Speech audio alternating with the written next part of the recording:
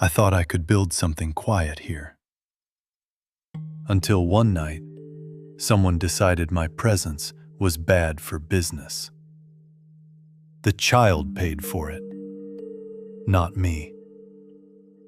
What my hands did next, I didn't plan it. I didn't choose it. They just knew. I've been asking myself the same question since. In a world that keeps taking, is there anything here worth staying for? Day 1 passed without ceremony. The door remained closed. Smoke rose in thin, steady lines from the vent above the healer's roof, a sign of fire maintained, not fed. The forest continued its routines without regard for me. Wind through leaves, birds testing the air, insects filling the spaces left by silence. I stayed outside. I learned where the sun settled at each hour, how long stone held warmth after dusk, which ground released it too quickly to trust. By nightfall, the land had already set its terms. The healer spoke once that day. "Water," she said, opening the door only far enough to pass me an empty skin. Her attention stayed on my hands. I filled it, returned it, said nothing. The door closed again. That was enough. By the second day, the rules no longer needed stating. I wasn't a guest. I wasn't a patient. I was tolerated. I gathered firewood without instruction, choosing pieces that would burn long and steady, not fast, not bright. I repaired a section of the outer wall where rot had begun to undermine the frame, redirecting weight away from a beam that would not survive winter. The healer watched once. She said nothing. That silence counted. Inside, Failwin screamed exactly once. Not loud, not prolonged. The sound ended as abruptly as it began.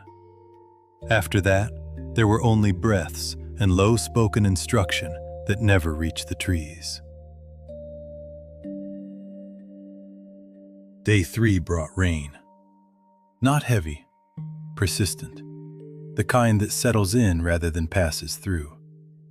I shifted my bedroll by inches until the ground stopped stealing warmth from my back. I learned which paths slicked over first, which stones failed under honest weight. Guessing stopped. Knowing replaced it.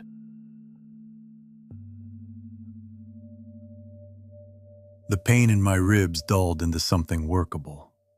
Not absent, familiar. Like a flaw that no longer demanded attention, only accommodation. That night, the healer handed me a bowl, thin broth, coarse grain, as she had on the nights before. A simple meal. No words, no waiting.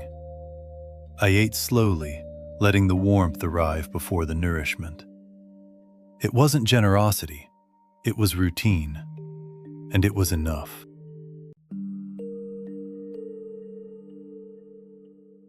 By the 4th day, patterns had settled.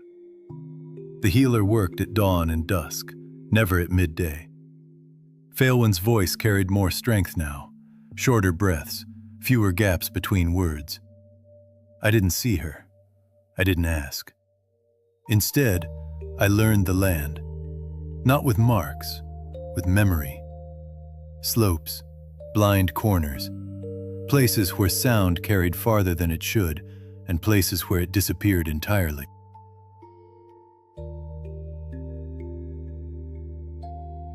I noticed movement no longer startled me. A shadow shifting, a branch bending, a presence where I hadn't expected one. I was simply ready. That realization unsettled me more than fear ever had. Day 5 was quiet. Too quiet. The forest seemed to hold itself still. The healer emerged once, wiping her hands on a cloth darkened by age and use. "She'll live," she said. Not kindly, not cruelly, just fact. I nodded. That night, I understood something without effort. I wasn't waiting anymore. I was holding space. The difference mattered. By the 6th day, I tested something I already understood, without risk.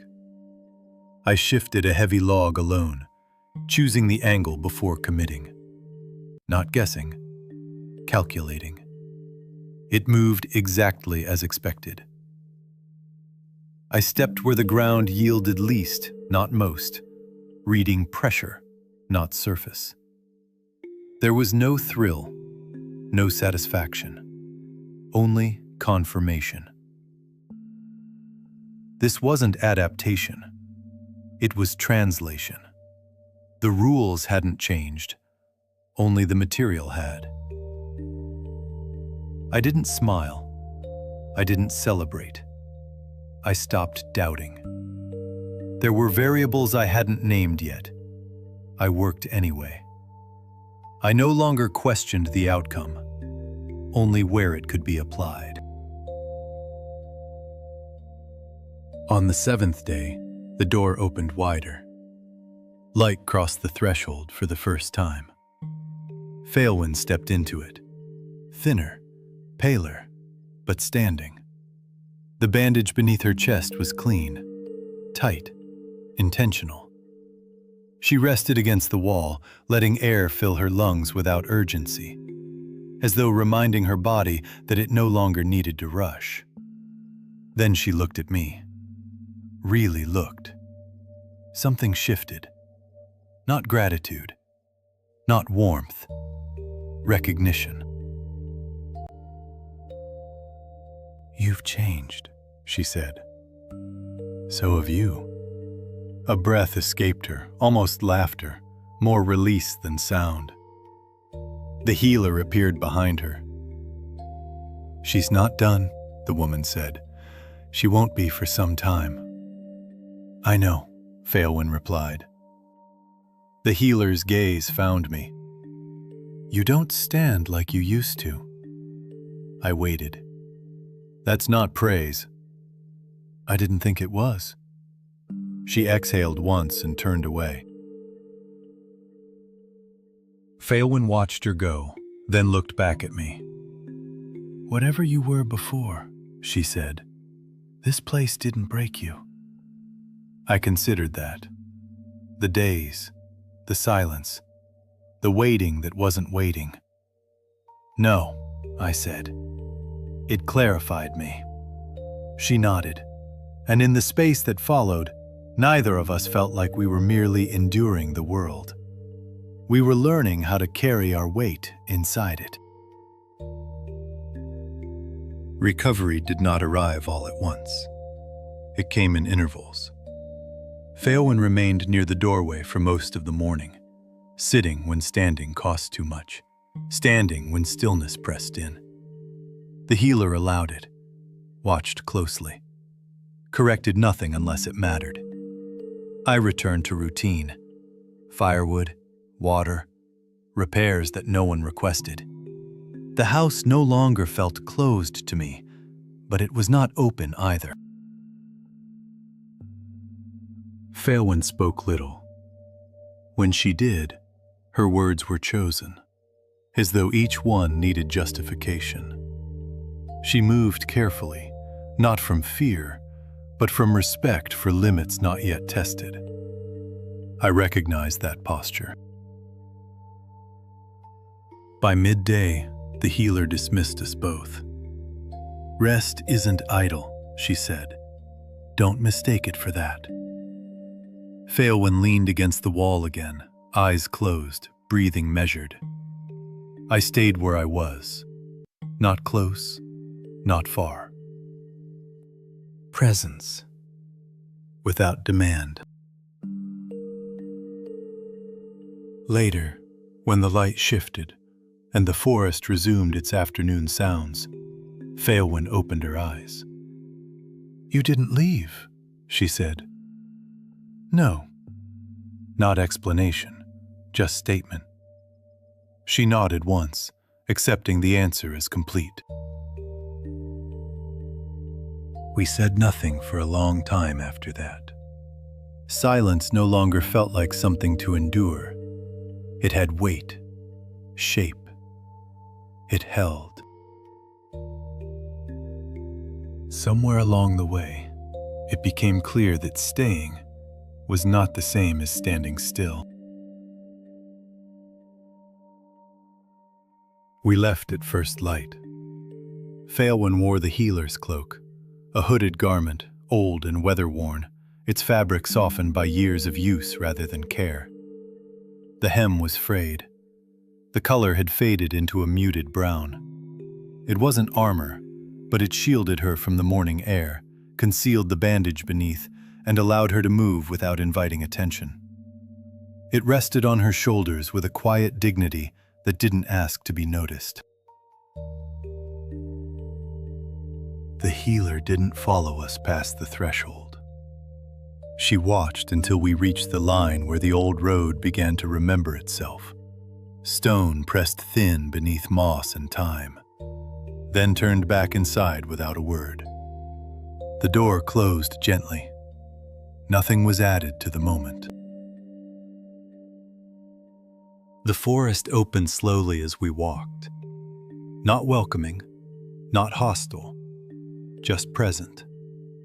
Phaelwyn kept the pace measured, not guarding me, not guiding me away from danger, simply moving with the discipline of someone who understood how far a body could be pushed before it began to push back. We hadn't gone far when she stopped. Not suddenly, deliberately. She stood still, listening, not for sound, but for absence, the kind that didn't belong to morning.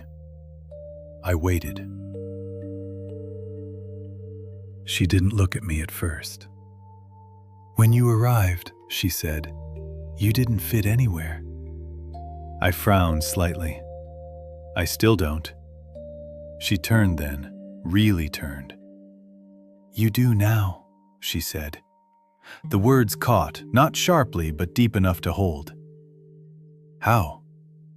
"You change things," she replied. "Not loudly, not on purpose." She paused.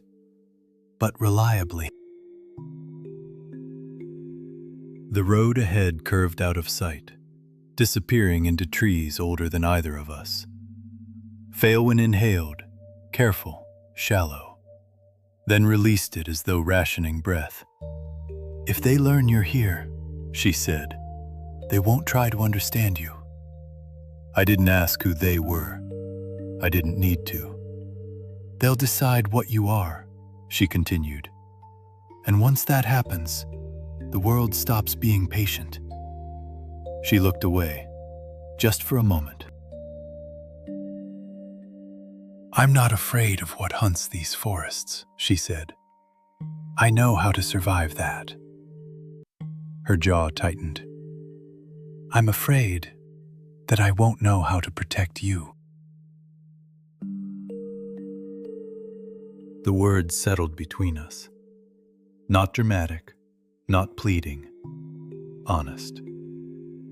I considered my answer, not for effect but for accuracy, then chose the only one that didn't pretend certainty. "Then we won't rely on protection," I said. "We'll rely on knowing when to move." She studied me, longer this time, then nodded once, not reassured, but aligned. We resumed walking, side by side, toward a road that led deeper, into a world that had begun to take notice, and would not look away again.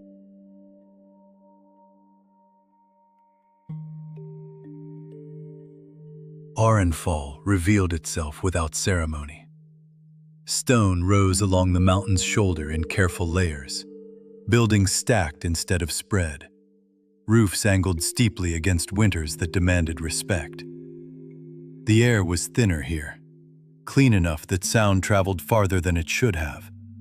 Metal rang sharp and clear. Hammer on anvil. Steady. Repeated. Certain. The city worked. No walls marked its edge. No gates declared entry. The climb alone decided who belonged. We entered among merchants and laborers, already deep into their day, their movements practiced, as if shaped by elevation rather than choice. Stalls filled the lower terraces. Rope, grain, cured meat, iron tools. Goods chosen for endurance rather than beauty. Everything here had learned to justify the space it occupied. Phalewin moved easily beside me, the healer's old cloak settling into the city's muted tones. No one stared. No one reacted. Elves were known here. Strangers were measured quietly. I felt it in the way eyes passed over me. Not suspicion, not hostility. Awareness. My clothes were wrong. Not enough to bar entry, but enough to be noted. Phalewin noticed. She led me to a small armor stall set directly against the rock face. Nothing decorative hung there. Only pieces worn thin by use, repaired more often than replaced. Her old armor was gone, abandoned in that forest, with blood and decay. Whatever it had once been, it belonged to a different road. She chose a new set carefully, lighter, simpler, built for travel and attrition, not glory. Coin exchanged hands. The matter ended. Then she turned toward a nearby clothing stall. Wool, smoke, rough-spun fabric. She lifted a tunic, measured it against my shoulders with her eyes, then nodded. "You'll stand out less," she said. I didn't argue. When I changed, the difference was immediate. I still wasn't from here, but I no longer disrupted the street simply by existing in it. "That will do," she said. Only then did she lead me away from the market, toward a narrow place where heat drifted from a low doorway. Food. Inside, the meal was simple. Dense bread, stewed roots, a thin cut of meat, slow cooked until it surrendered. Nothing sweet, nothing wasted. Phalewin paid without comment. We ate in silence at first, the kind that wasn't uncomfortable, just efficient. "This city," she said at last, her voice calm and even, "runs on structure." I stayed quiet, letting her words settle. "Inns don't take good intentions," she continued gently. "They take coin." For a brief moment, her eyes found mine, steady, unreadable. "You can't stay where I'm staying." There was no cruelty in her tone, no apology either, just the simple weight of truth. "I can't pay for your room," she went on softly. "Not because I wouldn't, but because if I did, this city would start making choices for you, before you've had the chance to make them for yourself." I understood, more than I wanted to. She rose then, smoothing her coat as she did. "But," she added gently, "you shouldn't be sleeping in the street." She led me through narrower paths, away from the lantern light and the fading noise of trade, until iron and smoke gave way to the softer scent of hay.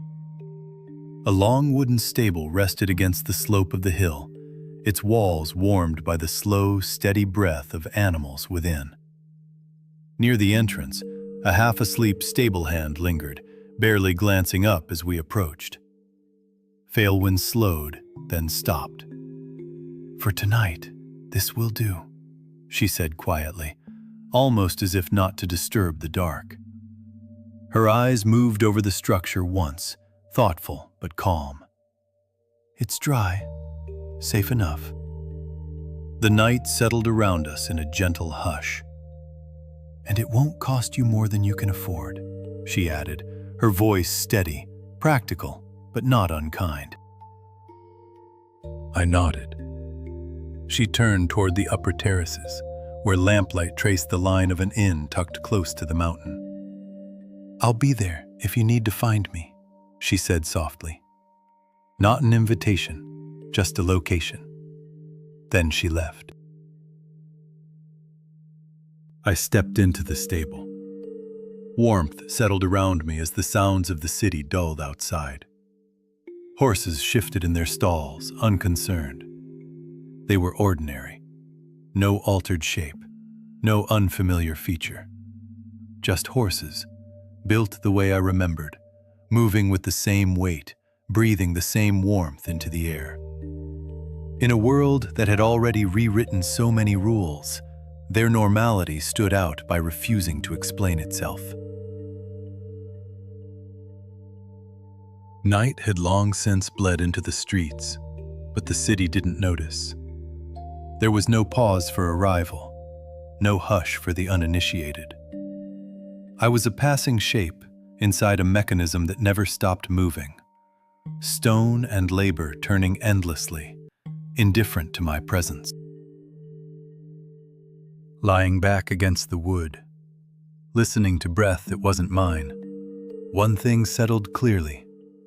Tonight, I wasn't lost. Tomorrow would ask how I intended to stay. I woke before the city did. Not because the hay was uncomfortable, but because I didn't like the idea of being seen, sleeping in a place that wasn't mine. The stable held its breath in the thin moment before morning. Warmth lingered low to the ground, thick with animal scent and old wood. Horses shifted in their stalls, hooves dull against packed earth, unconcerned. To them, I was nothing more than a shape that passed through, something temporary, something irrelevant. I stood, brushed hay from my clothes, and paused. I didn't know what came next. The city hadn't offered instruction. No one waited to correct my choices. Standing still felt worse than choosing wrong. That was when I noticed the beam. One of the roof supports, aged, split along the grain, reinforced badly sometime in the past. A repair meant to quiet concern rather than resolve it. It leaned just enough to be ignored, just enough to become dangerous later. Not yet, but soon.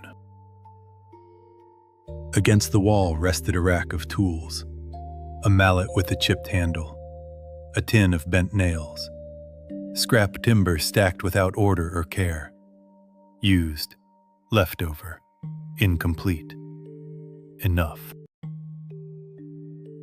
I didn't consider permission. I didn't ask. I moved. First, I relieved the pressure, wedging a temporary brace into place. Then I adjusted the angle, adding a diagonal support that redirected the load instead of resisting it. I didn't fight the damage. I worked around it. Nothing elegant, nothing clever, just distribution. When I stepped back, the structure felt different. Still old, still flawed, but no longer waiting to fail. By the road. The voice came from behind me. I turned. The stable's owner stood near the doorway, hands rough with weather and work, posture shaped by years of sitting more than standing. He stared at the beam as though it had betrayed him personally. "I've been meaning to fix that for months," he said quietly. "Every time I patched it, it just leaned again." The weight was wrong, I told him. A short breath escaped him, not quite a laugh. Relief. "So that's what it was," he murmured. And then, for the first time, he really looked at me. "You're not from Orenfall." "No," I said gently. "I only arrived recently, from Oakhaven." That seemed to give him pause, not suspicion exactly, more like a quiet recalculation. "No coin, then," he said at last. I let the silence answer for me. He tore a piece of bread from a nearby loaf and held it out to me. "For the work," he said. "I slept here," I replied quietly. "That's enough." He gave a small shake of his head. "Then take it," he said, a little firmer now, "so I don't owe you." I hesitated only a moment. Then I reached out and took it. As I ate, he went about hitching his horses. Leather creaked softly. Wood shifted into place. The quiet rhythm of routine settled between us, easy and unspoken. "I know a place that could use a pair of hands," he said after a while. "Storage halls up the slope. Something's always off. Beams, walls, the way it's all laid out." He cast a brief look back at the roof. "You interested?" "I am," I said. "Good. Ride with me. Faster than walking." I stepped toward the carriage and stopped. Failwyn stood at the edge of the stable. The driver noticed her too. Without comment, he found sudden interest in reins that didn't need adjusting and moved away. She approached quietly. "How was the night?" she asked. "Quiet," I said. That was enough. She nodded once. "I have to leave for a few days," she said softly. Liam looked at her. "For what?" She held his gaze a moment before answering. "There's something that needs finishing." Her eyes moved over me. My posture, my hands, the way I stood too still, not checking strength, checking damage. "How will you manage here?" she asked. "I found some work," I said quietly. "It's not much, but it's steady." Her shoulders eased, only slightly, but I noticed. She reached into her pack and placed something in my hand. A dagger. Simple, clean, newly bought. "For close range, just in case," she said evenly. She let the words rest between us for a moment. "You hesitate," she added, her voice calm but certain. "That can be dangerous here." I weighed it once, letting its balance settle into my palm. "I'll be careful." "If my business ends soon, I'll look for you," she said. It wasn't a promise, more a direction. She turned away before I could find words worth keeping. The driver cleared his throat. "Ready?" I climbed onto the carriage. As it rolled forward, the city unfolded ahead. Stone rising in layers, iron ringing awake, motion without pause. The dagger rested at my side, unfamiliar but solid. I was moving forward without anyone beside me, and the road did not slow down to see how I felt about it. The carriage climbed slowly, the horses leaning into the incline without instruction, their hooves striking stone worn smooth by years of repetition. The higher we went, the thinner the city became, homes giving way to long storage halls pressed close against the mountain, as if proximity alone might persuade it not to move. The driver spoke little. He didn't need to. Work waited. The storage complex had no presence to speak of. No banners, no guards. Just wide stone buildings reinforced with timber. Doors cut broad for carts. Roofs angled sharply to shed winter when it came and refused to leave. Men were already moving inside, lifting crates, counting under their breath, arguing quietly about placement.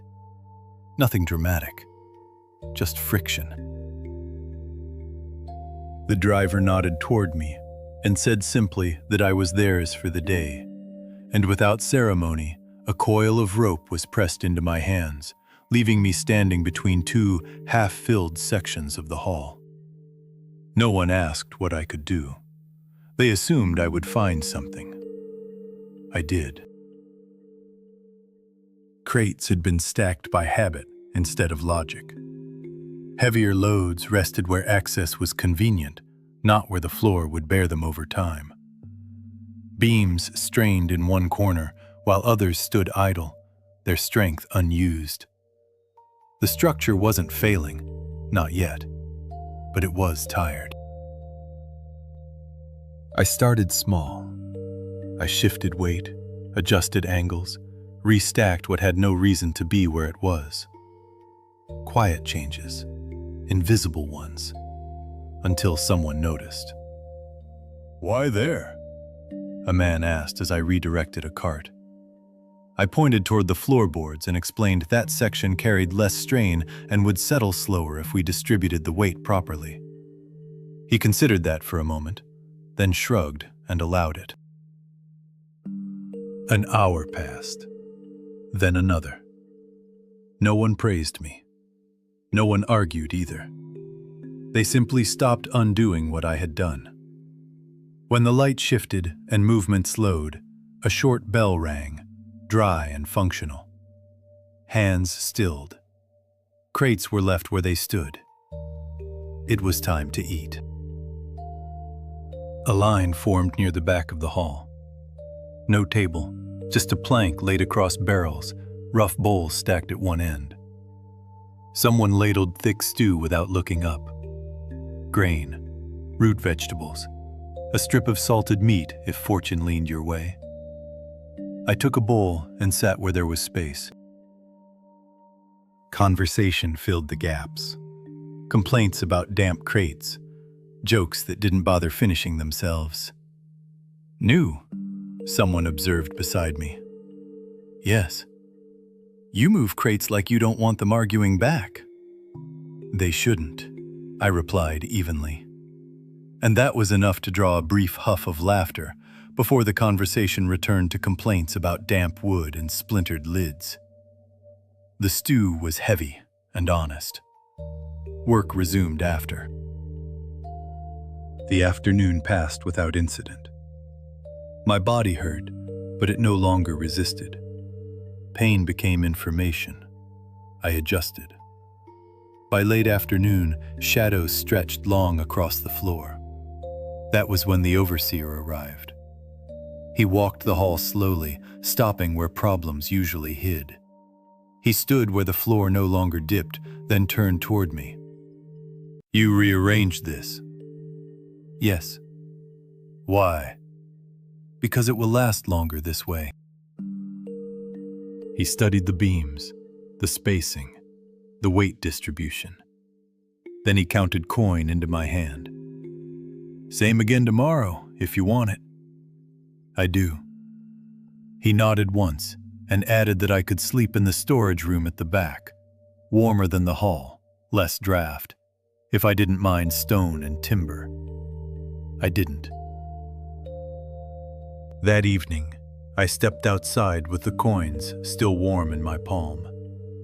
The narrow lane beside the hall held a row of low stalls still open. Food for workers, not travelers. I bought bread and thin broth and sat on a stone with the others, eating without hurry.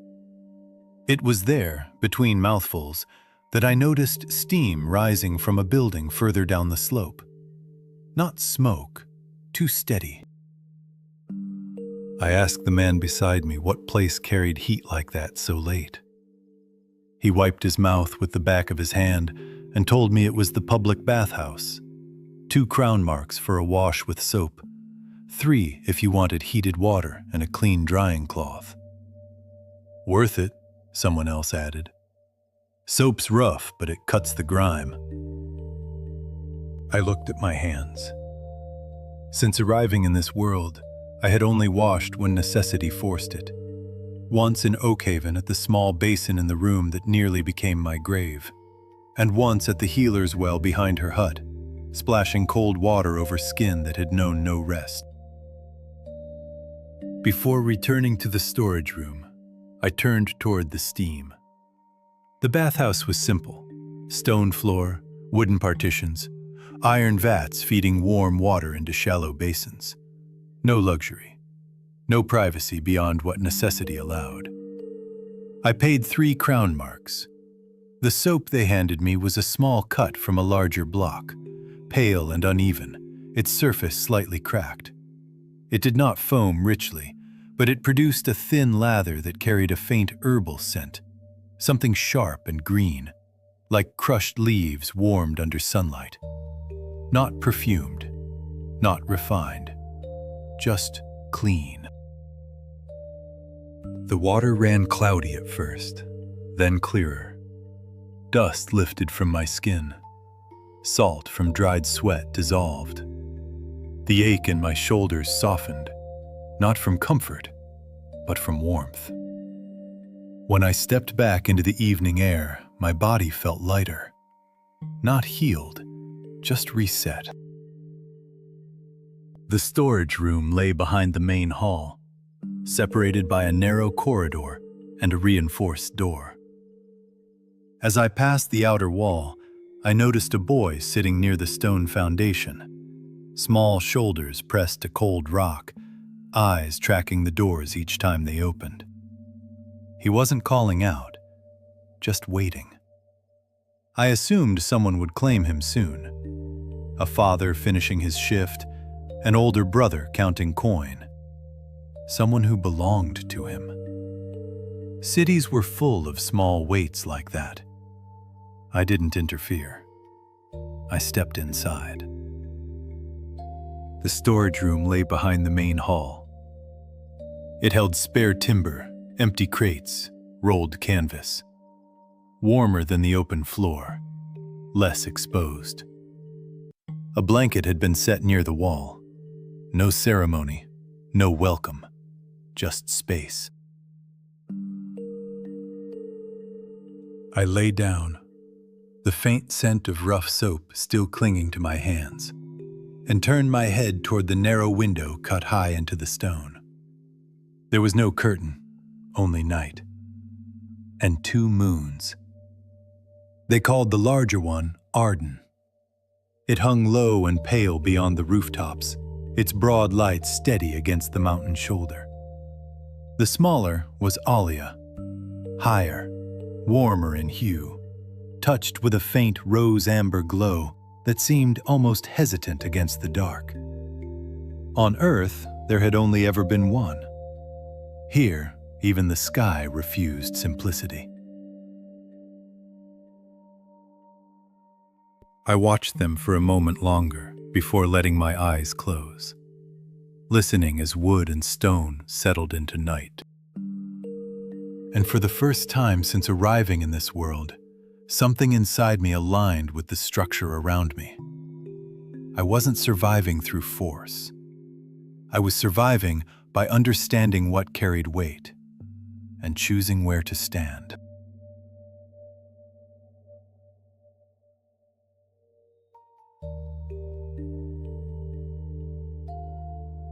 By the 3rd day, no one watched my hands anymore. They watched the result. Crates moved where they were meant to move. Paths stayed open. The floor no longer groaned under weight it had never been designed to carry. When something felt wrong, someone corrected it before it became a problem. Not because I told them to, because they had learned how to see it. That morning, the hall was quieter than usual. No carts arrived, no shouting from the upper doors. A few men stood with ledgers instead of ropes, counting, marking, recalculating. The date was the fourth turn of Siran, 742 AE. I had noticed it chalked near the ledger board the evening before, and found myself repeating it silently, testing how this world arranged its days. I tried, briefly, to imagine what that might have been back home, and failed. 5 days to a turn, 8 months to a year. The numbers still felt borrowed, as though I were standing inside someone else's measure of time. The overseer passed me and slowed, pausing just long enough to make it clear the words were meant for me. "Today's light is for inventory and drying," he said in an even tone, glancing toward the quieter sections of the hall before adding, almost casually, that if I wanted air, I could take it. It wasn't dismissal. It was permission. I helped where it still mattered. Adjusted one misaligned stack. Pointed out a beam that would need attention before winter. But the hall no longer leaned on me to hold itself together. That, more than anything, told me the work had settled. So I left. Orenfall revealed itself slowly. The city did not spread outward. It rose. Stone terraces stepped up the mountain like deliberate thought, each level built to carry the next. Water channels ran along the edges, fed by melt from higher ground. Clean. Controlled. Shops clustered where foot traffic naturally slowed. Blacksmiths worked closer to the rock, where sound disappeared into stone. Nothing was decorative without purpose. Nothing was placed without reason. I hadn't noticed how tense I'd been until the tension loosened. Nothing here pressed forward to test me. That didn't mean safety. It meant absence of pursuit. I found the library by accident. Not because it was hidden, because it did not compete. A stone building set slightly apart from the busier paths, older than the shops around it. No banners, no noise. People entered and left without lingering, as if the place demanded respect simply by existing. Inside, the air was cooler, heavier. A clerk waited behind a low counter. I paid 3 crown marks. No questions, no curiosity. A stamped token slid across the stone, a nod toward the inner hall. That alone explained enough. Knowledge here was not sacred. It was regulated. The library predated the surrounding district. White stone walls thick enough to keep out heat and sound. The air carried the dry mineral scent of parchment and dust ground fine by time. Shelves rose higher than expected, arranged not by author or era, but by subject and region. Maps filled the central chamber. Not art, not symbolism. Tools. They lay across slanted tables beneath dim glass lanterns, edges worn smooth by generations of hands. I began there. Not with history, with scale. The world was larger than I had assumed. The map did not show scattered kingdoms struggling for relevance. It showed continents, vast bodies of land separated by oceans wide enough to turn travel into commitment. The script should have been foreign. It wasn't. The shapes were unfamiliar, yet the meaning settled into place without resistance. Aletheon lay beneath my feet, routes marked, currents noted, margins crowded with handwriting layered across centuries. My eyes followed the shapes not for wonder, but for position. Sylvain marked in deeper green, the forest where I had opened my eyes to a world that did not care whether I understood it. Oakhaven followed along the routes, orderly, connected, a city positioned to gather what came out of the wild. Further inland, where the roads began to climb, a shaded region cut across the map. Alathira, the transition forest. Between Oakhaven and the mountain paths leading to Orenfall. The notes were brief. Unstable paths, predator migration, high fatality without escort. I closed my eyes. The ambush had not been chance. It had been placement. I hadn't been unlucky. I had been ignorant. That distinction mattered. Ignorance could be corrected. Beyond it, further north across the inner sea, rose Vale-Caris, mountain spine and forge heart of the world. The ink there was darker, the borders thick, as if the mapmaker pressed harder over stone. Dwarven strongholds, cities carved inward rather than upward. A continent that did not invite entry. It endured it. To the west lay Nyxthera, land of shadowed coasts. South, across the central waters, stood Solmarin. Eastward stretched Kaelsura, where marsh blurred into sea, air went deep. Far to the north, the name was harder to read. The ink thinned there, the letters worn by time. And beyond the last confident line of the map, another continent lingered in fading script, its title nearly lost beneath age and correction. Near the center of the map, written larger than the rest, was a single name, Glyth. I assumed that was what this world was called, the place I was now trying, quietly and without ceremony, to survive. Currency was measured in layers. Crown marks formed the base. Silver coin, small, practical, meant for markets and daily exchange. They clinked in pouches. They weighed what they were worth. Rons equaled 100 crown marks. They were not coin. They were thin, hardened sheets, treated monster hide, pressed flat, and sealed with a metal emboss bearing guild and sovereign marks. Flexible enough to slip into a sleeve, durable enough to survive travel, silent when carried. Used for larger exchange, long journeys, contracts that crossed cities. They did not jingle. They did not draw attention. And then, ether seals, not listed as currency. Referenced only in institutional notes, continuity, reserve, structural backing. No denomination assigned, no public exchange.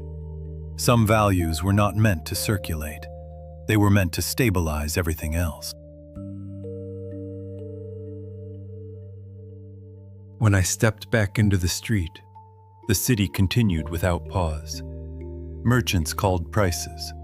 Workers argued over space. Life moved on, unconcerned with the conclusions I had just reached. That was fine. I walked toward the upper terraces, the map assembling quietly behind my eyes.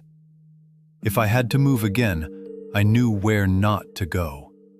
Not from fear, from correction. Repeating the same mistake would be unforgivable. For now, Orenfall stood, and I stood within it, not protected, not powerful, but oriented. When I left the library, the afternoon had thinned into cooler light. Before returning to the storage halls, I stopped at a narrow stall near the lower terrace. Nothing elaborate, just travel bread stacked in rough cloth and small cones of roasted nuts tied with twine. I paid without bargaining. A small loaf, a handful of dried berries, enough to keep in the storage room in case hunger arrived after dark. Not comfort, just precaution. I folded the bread into my coat and slipped the cone of nuts into my pocket. It was enough to quiet a late hunger, if it came.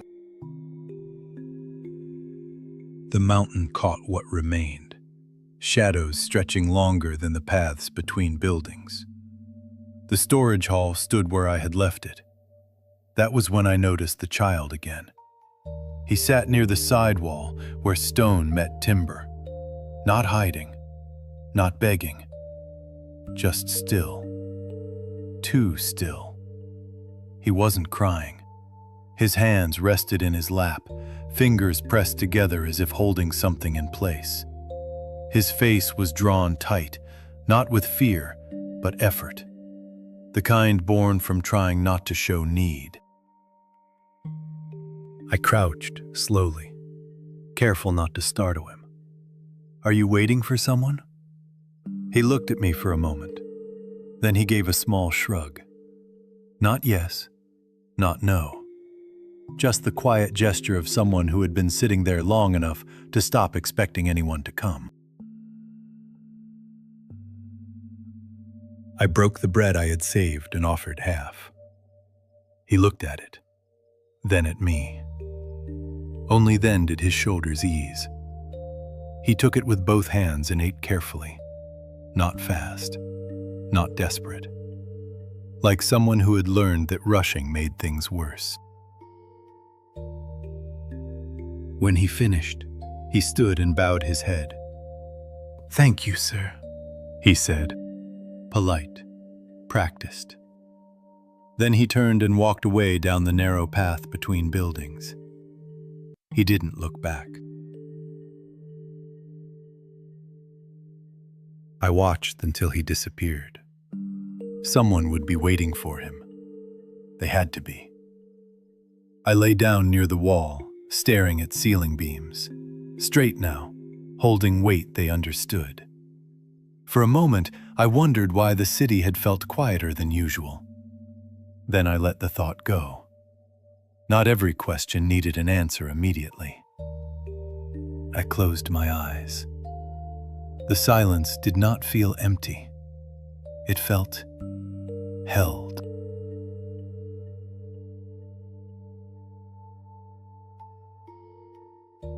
Work settled back into rhythm. By then, I knew where my hands were needed before anyone asked. The hall moved the way it was meant to. Quiet corrections instead of loud fixes. Crates arrived. Crates left. Weight shifted, not argued with. No one watched me anymore. That was its own kind of acceptance. By late afternoon, the work thinned. Final counts were checked, doors secured, voices lowered into tired familiarity. I washed my hands at the basin outside and headed down toward the lower terraces. Food came from a stall I'd passed before, but never stopped at. Stew again. Thinner this time. Bread a little harder. Enough.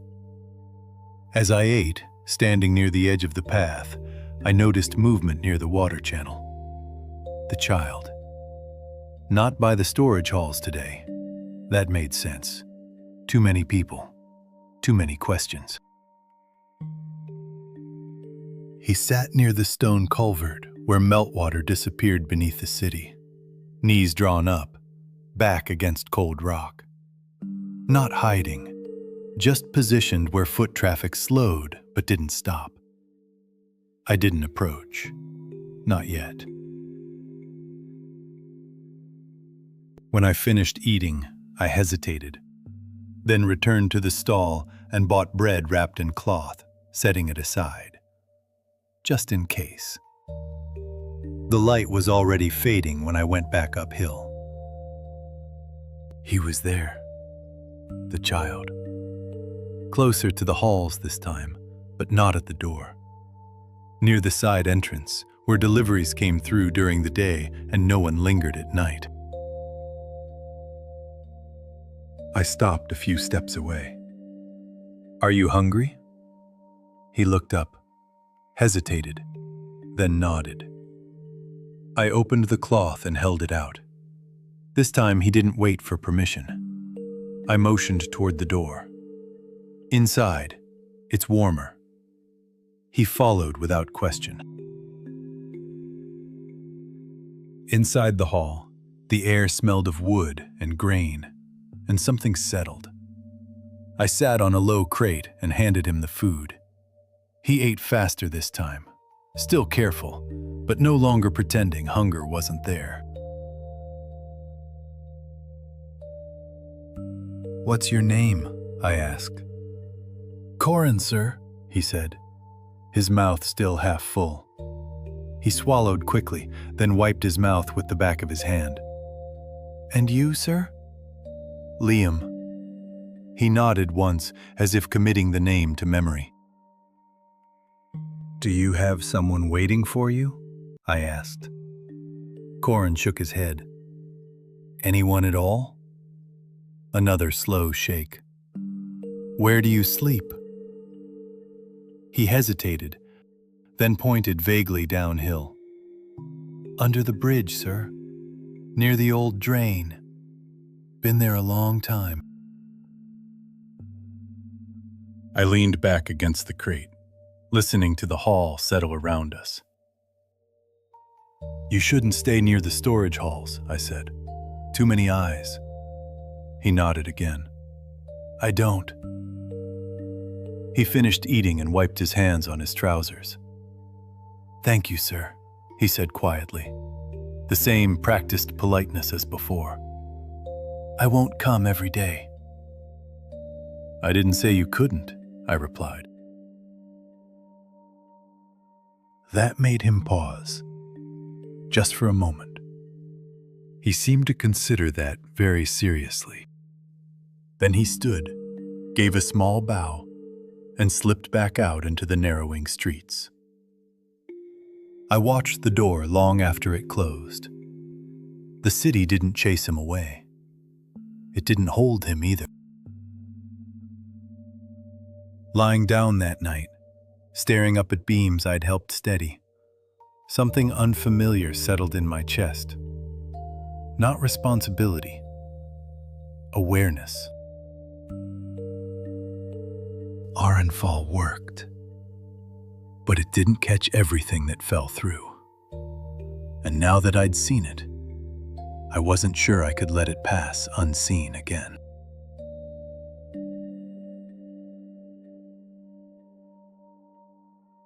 Morning came quietly.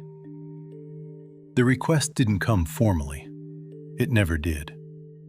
The man waited until the hall thinned, until the sound of carts faded and the overseer was occupied elsewhere, then spoke as if continuing a conversation we'd already been having. "They're thinking of adding a transit post," he said, "higher up the slope." I looked up from the crate I was checking. "For winter," he added, "so loads don't bottleneck when the pass is narrow." That made sense. Arenfall relied on flow. Break it in one place, and pressure shifted everywhere else. "Do they have a plan?" I asked. "Something drawn," he replied, a faint smile touching the corner of his mouth. "Expensive, and you've been good at spotting where expense doesn't actually do much." It wasn't a compliment. It was a reason. I wiped my hands and followed him to a side table where rough plans lay spread beneath a few stones. The markings were neat, confident. Too confident. I didn't see fraud. I saw habit. "They want it here," he said, tapping a point too close to the ridge. "Stone hauled from the valley, formal facing."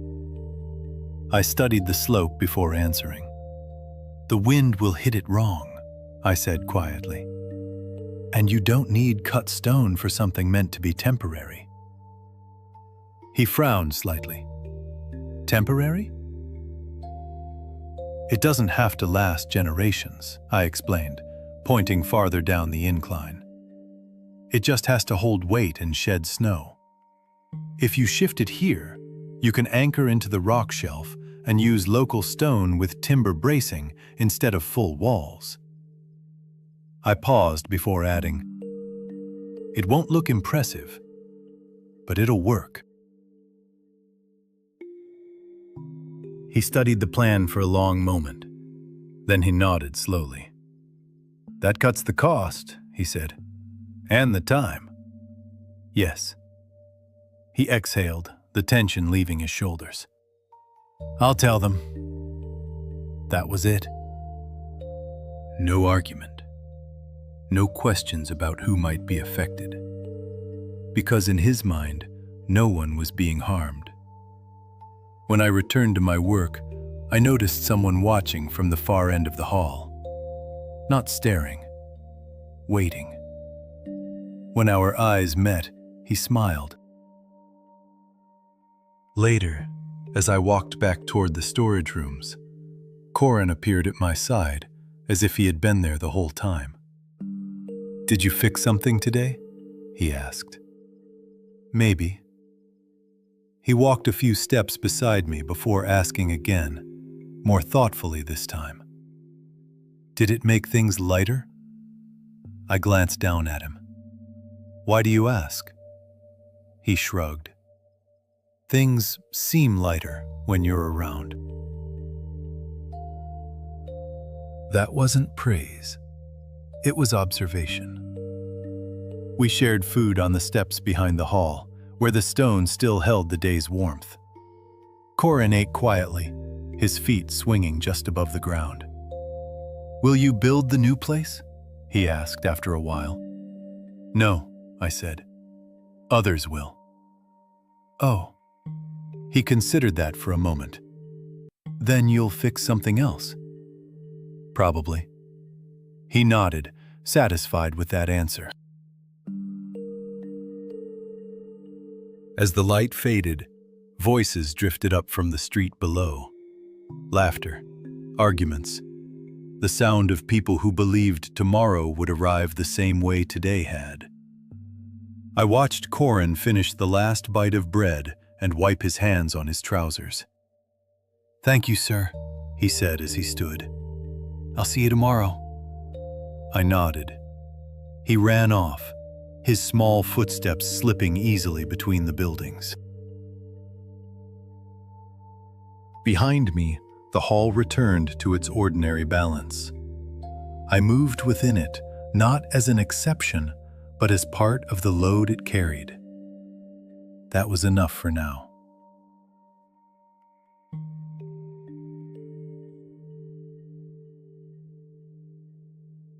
The days that followed settled into something that almost felt steady. Work adjusted to the new layout without complaint. Talk of the transit post thinned into routine conversation. No one argued. No one confronted me. 3 days passed, then 4. Long enough for the hall to feel balanced again. Long enough for me to begin believing the quiet might last. The day itself moved without resistance. Crates shifted where they were meant to go. Numbers aligned. Voices stayed low. Nothing broke badly enough to demand attention. Since arriving in Arenfall, the city finally felt as though it had decided to leave me alone. By noon, Corin was waiting near the hall again, sitting where the sun warmed the stone. He didn't wave. He didn't call out. He simply waited, as if patience were the safest way to exist. I handed him food, and he accepted it with the careful gratitude he never exaggerated. Thank you, Liam, Corin said softly, his voice already more relaxed now. He broke the bread in half, as if he had learned not to take more than he needed. He ate the way children who had known hunger always did. Fast at first, then slower when he realized the food wasn't going anywhere. As he ate, his movements gradually slowed. For a moment, he seemed to consider something. He hesitated, then reached into the pocket of his coat. "I made something for you," Corin said, the words coming a little faster than usual. He pulled out a thin cord of rough fiber, twisted carefully and tied into uneven knots. A bracelet. "It's not very good," he added, watching my face, "but I made the knots tight. It won't break."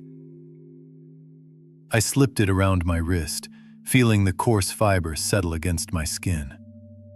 "It's good," I told him. "Strong is enough." Corin leaned forward slightly, studying it. Then he reached out and tugged the cord once, testing the knots with quiet seriousness. "See?" he said, almost quietly. "Still strong." "Still strong," I said. His shoulders eased after that. We ate in silence for a while, the kind that didn't need filling. For a moment, the day felt settled. Nothing pressing, nothing waiting to break.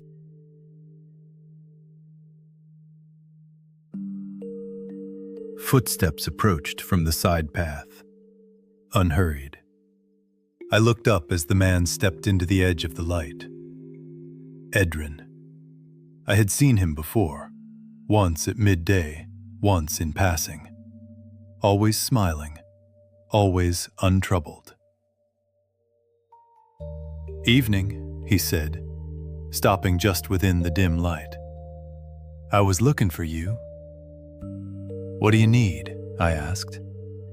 "Nothing serious," he replied, easy as ever. "I didn't expect to find you here this late." He glanced at the crates, then back at me. "You gave them an idea about the transit post," he continued. "Moved it, cut the stone." "Yes, and made it cheaper. I made it workable." He smiled. "That's what I like about you," he said. "You don't complicate things." The smile stayed. "And in doing so," he added, "you removed something that kept certain arrangements running." I didn't answer. Corin shifted beside me, not stepping forward, just close enough to be there. "Sir, could you give us a moment?" Corin said quietly. "We're almost done eating." Edrin looked at him. For a moment, he said nothing. Metal moved, a dull sound, against cloth. Corin's body folded, inward. Then he fell. The bread slipped from his hand. For a moment, nothing made sense. For a moment, I thought he had simply lost his balance. Then I saw the blood. Edrin stepped back and wiped the blade clean on his sleeve. The world stalled. Sound narrowed into something distant, like pressure behind my ears. I dropped beside him. My hands hovered, then pressed down, as if pressure could return something that had already left. There was too much blood, too much absence. Corin. The name felt smaller than the silence that followed. He had been sitting beside me minutes ago, carefully breaking bread. Now, still.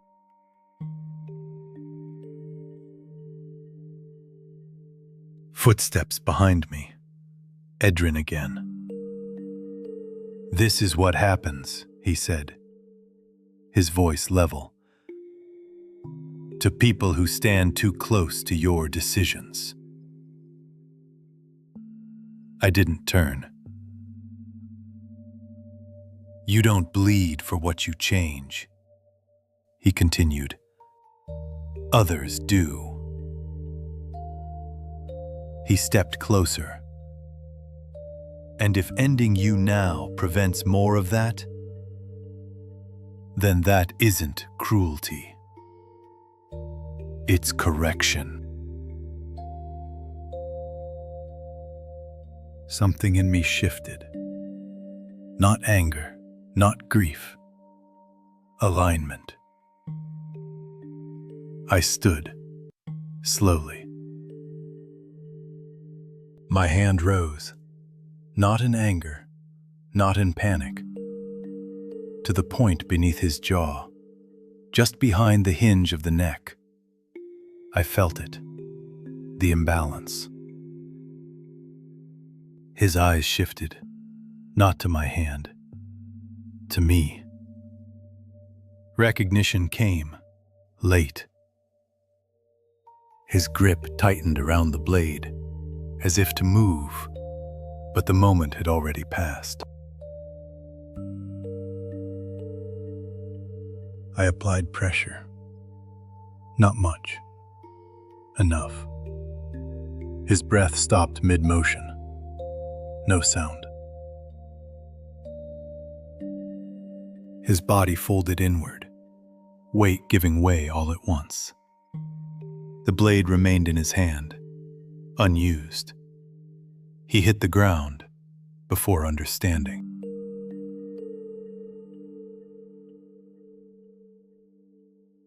Silence returned. Not all at once. It settled. I didn't move. For a moment, I wasn't sure which part of this was real.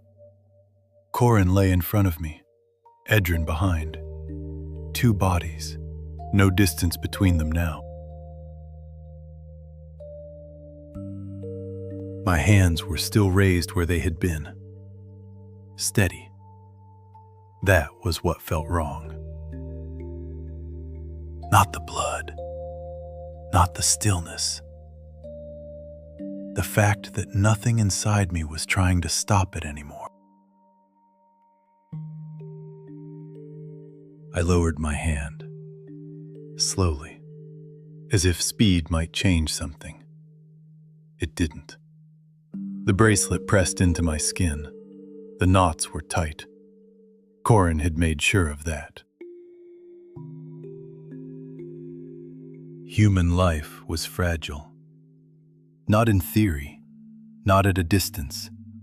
Here, it ended without warning, without meaning, without resistance.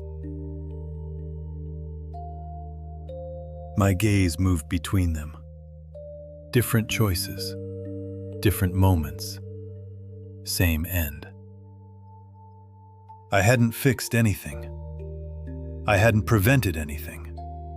I had only arrived at the same place faster. For a long time, I didn't move. The hall had gone quiet again. Not empty, just absent. Corin lay where he had fallen, one hand still open, as if he had meant to say something and simply hadn't finished. The bread had slipped from his fingers, untouched. Edrin was a few steps away, closer than he had been a moment ago, further than he would ever be again. I looked between them. There was no difference in the stillness. Not anymore. My hands were steady now. That was what unsettled me. Not the blood, not the bodies. The fact that the shaking had stopped. I reached down and adjusted the bracelet on my wrist. The knots held, tight, exactly as he had promised. The hall creaked softly as the night settled into it. Wood shifting, stone adjusting. The same sounds that had once felt stable. Now they felt indifferent. Arenfall had not failed. It had done exactly what it was built to do. Carry weight. Let the rest fall through. And I had mistaken that for safety. I stood, not because I was ready, because staying no longer made sense. There were things that could be explained, questions that could be asked, voices that could be raised. I saw all of it and stepped past it. If I stayed, this would happen again. Not the same way, not the same people, but the same result. I walked out of the hall without looking back. The night air met me without resistance, cool, unconcerned. The city stretched below, quiet in the late hour. Lights scattered across stone terraces, lives continuing as if nothing had shifted. They hadn't. Only I had. My steps carried me upward, away from the lower streets, away from the paths I had started to recognize. The inclines steepened, the buildings thinned. Stone gave way to narrower paths and darker edges of the mountain. I didn't decide where to go, only where not to stay. The city had almost convinced me that I could belong here, that routine was the same as stability, that sharing food was the same as connection. I knew better now. Behind me, Orenfall remained, structured, efficient, unmoved. Ahead, there was only dark terrain and the uncertain line of the road cut into the mountain. I followed it, not because it was safe, because it was a way. The bracelet pressed lightly against my wrist with every step, a small weight, a fixed point. I didn't take it off. The city disappeared behind me without sound. No one called out. No one followed. That, more than anything, made it final. I kept walking, upward, until even the light could no longer reach me.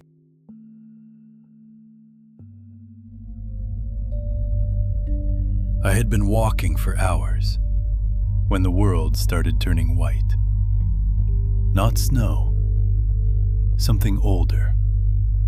The stone along the road changed first, pale, then paler, then almost luminous in the early light. White rock faces, white sand between the roots, white-barked trees lining the ridge, their branches reaching like fingers spread against a bright sky. White Mountain. The name made sense, in a way that felt almost insulting in its simplicity. I walked into it, the way I had been walking since Orenfall. One foot, then the other. The bracelet pressed against my wrist with every step. I didn't look at it. I kept walking. The village appeared as the sun came up. Small. Working. The kind of place that exists because the mountain needed someone to cut its trees and move its stone. White timber stacked in rows. Axes already ringing. Smoke rising straight from cook fires because the wind hadn't bothered to wake up yet. Nobody looked at me twice. Good. I found a food stall near the center. A woman with rough hands and a practical face was already set up. Dried meat, hard bread, salted nuts, water skins.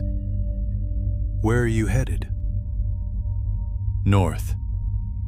She nodded, packed the meal, said nothing else. She understood that north wasn't a destination. It was a door closing. I paid, started to leave, then stopped. In the stall beside her, a small stack of rough-bound journals. Thick pages, uneven edges, the kind that resist smooth lines. Beside them, short black sticks resting in a clay pot. Not quite charcoal, denser, their tips flattened from use. I picked one up, pressed it lightly against the edge of a page. It left a clean, controlled line. I bought both. "Artist?" the vendor asked. "Builder," I said. "I design structures." He nodded. I left before he could ask more. I sat at the edge of the village, where the white stone met the tree line. I ate, or more accurately, my body processed food. There was no taste, no pause, no meaning, just function. I opened the journal. I didn't write. I never write when things feel like this. Words need interpretation, and interpretation requires a version of me I couldn't find that morning. So I drew.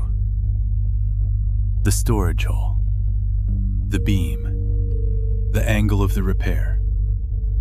Lines came out clean, controlled, not sketches, measurements. A structure rebuilt from memory, precise, stable. The kind of thing the mind reaches for when everything else stops making sense.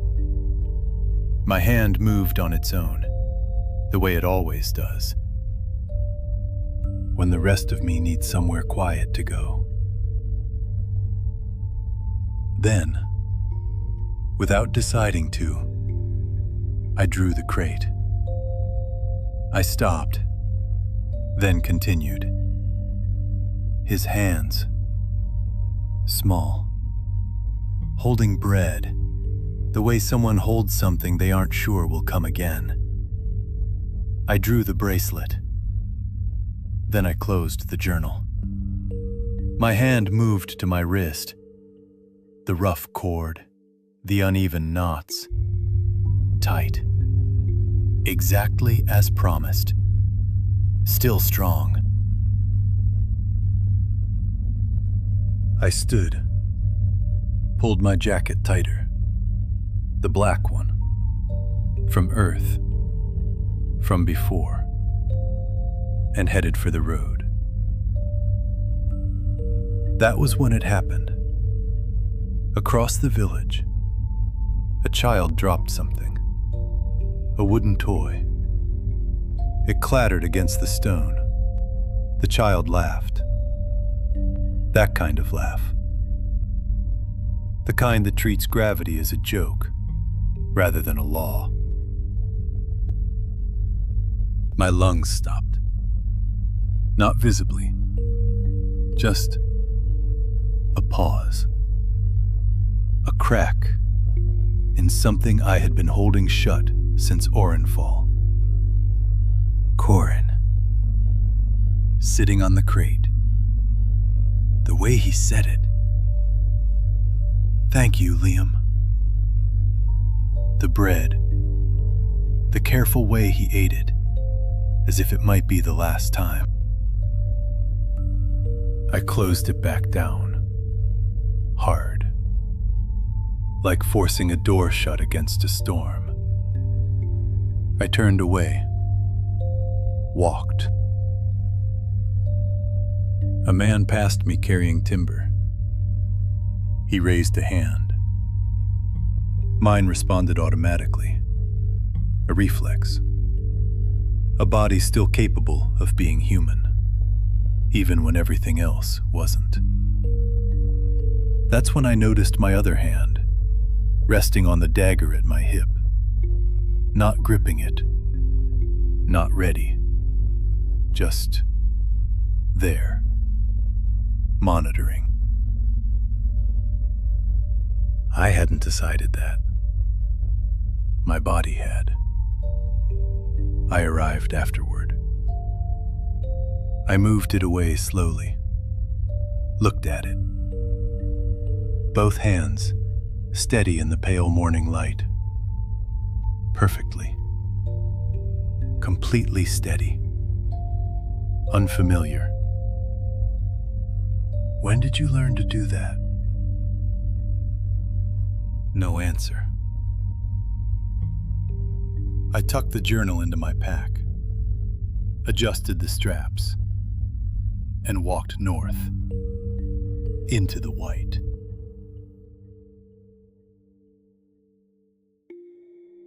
The road up White Mountain was narrow, carved directly into the pale rock face. White-barked trees lined its edges. Their leaves caught the light, like fragments of frosted glass. Beautiful. I registered it the way I register most things now. Information. Filed. Moved past.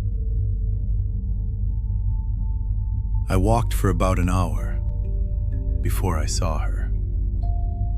Not clearly, just a shape off the side of the road, half hidden by pale roots, where the ground dipped before the next rise. I almost walked past it. Almost. My feet stopped before my mind did. She was young, not fragile, worn. The kind of worn that comes from repetition, not neglect. A deep brown cloak, its hem torn by branches over time.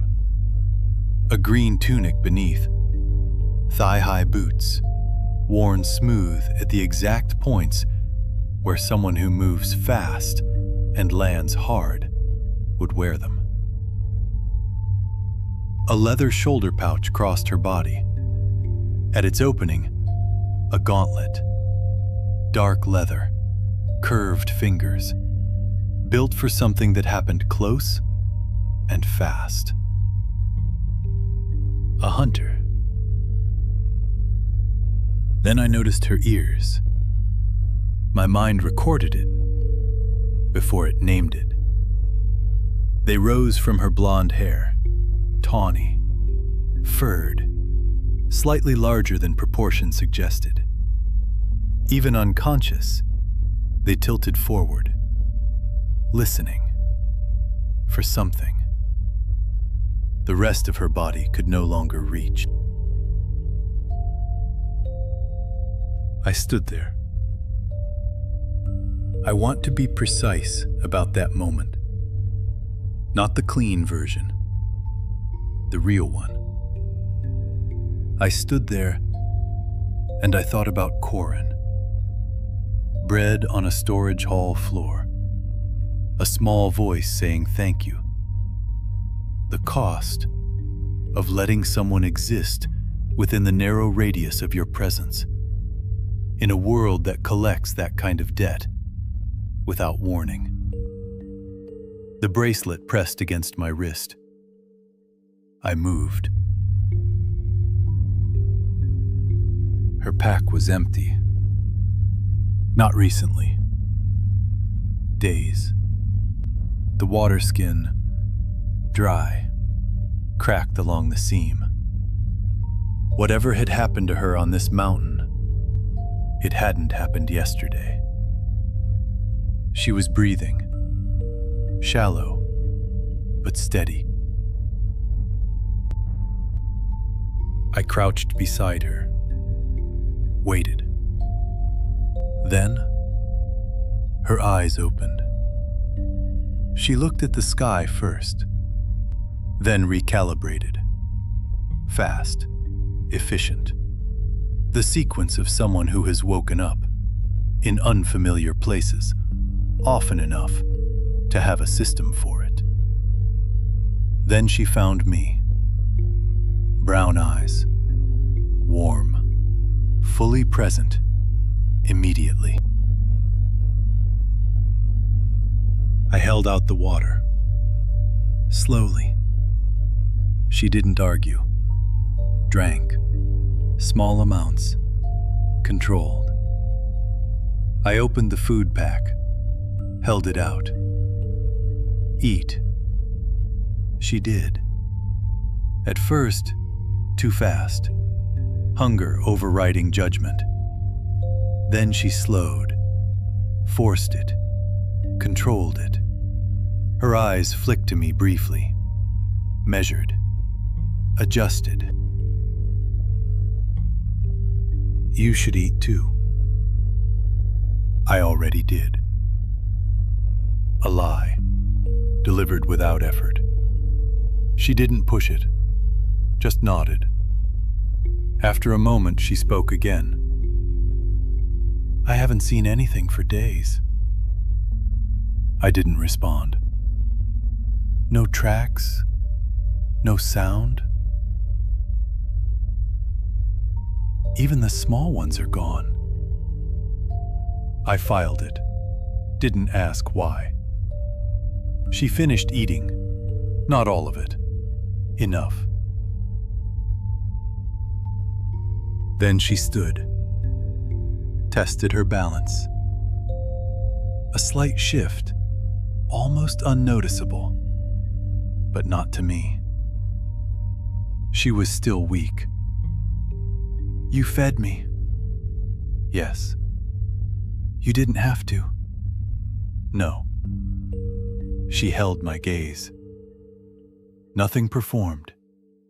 No calculation.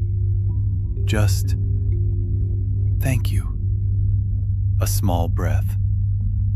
I mean that. I nodded. Started to move. Where are you going? North. I heard movement behind me. Fast. Efficient.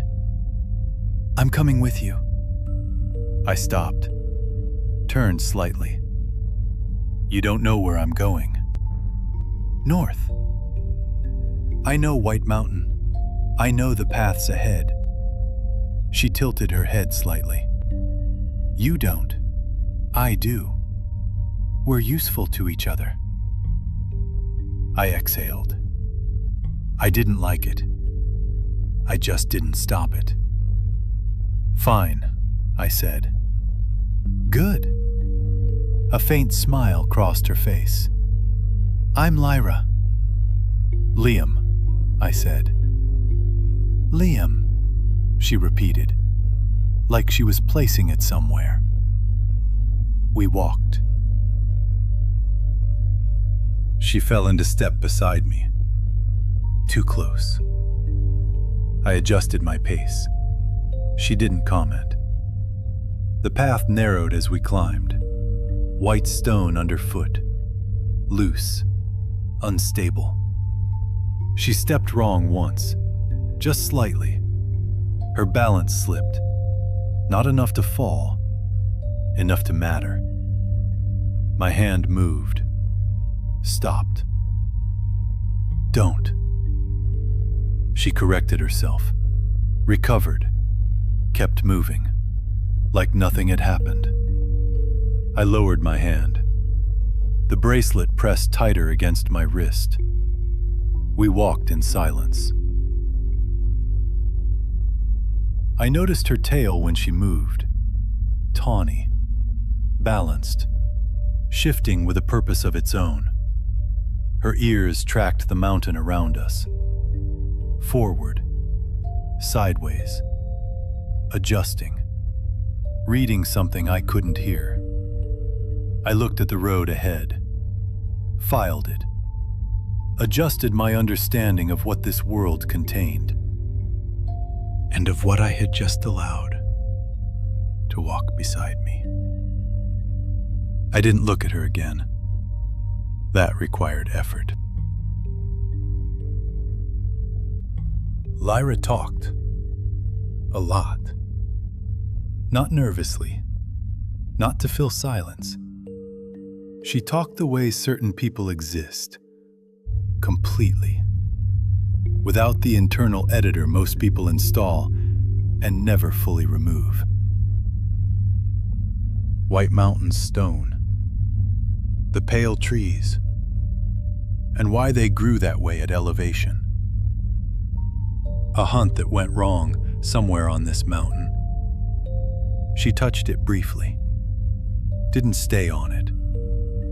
Moved past. A creature she tracked for 2 weeks.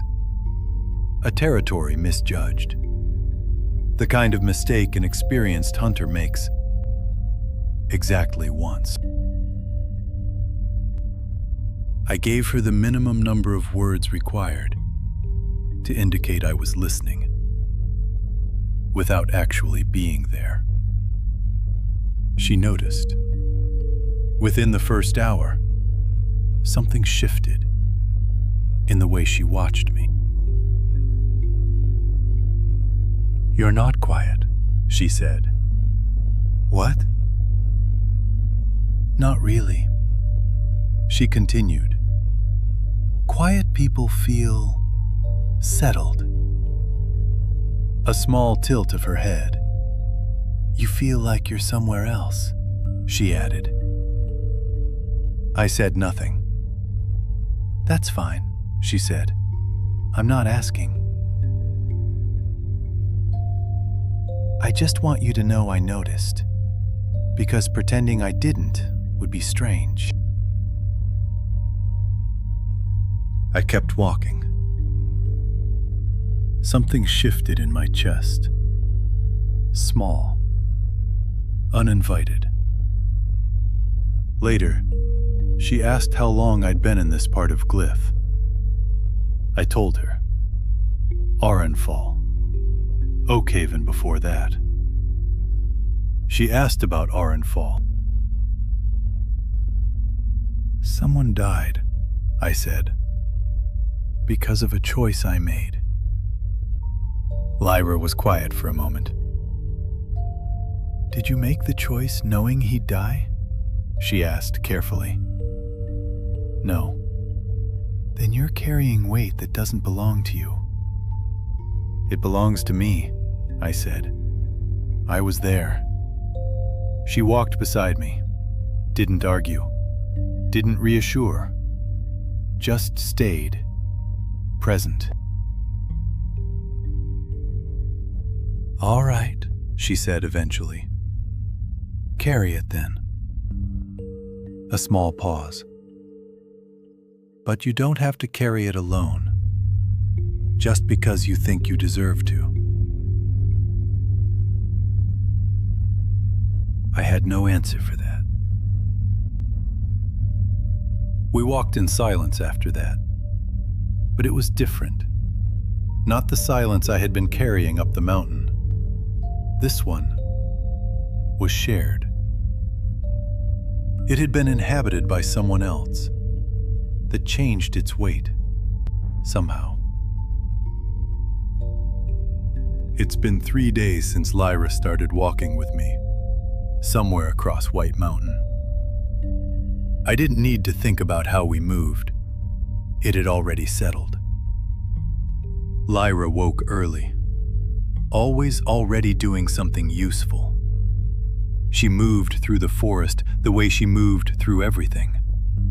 Reading, the ground, the light, the sound.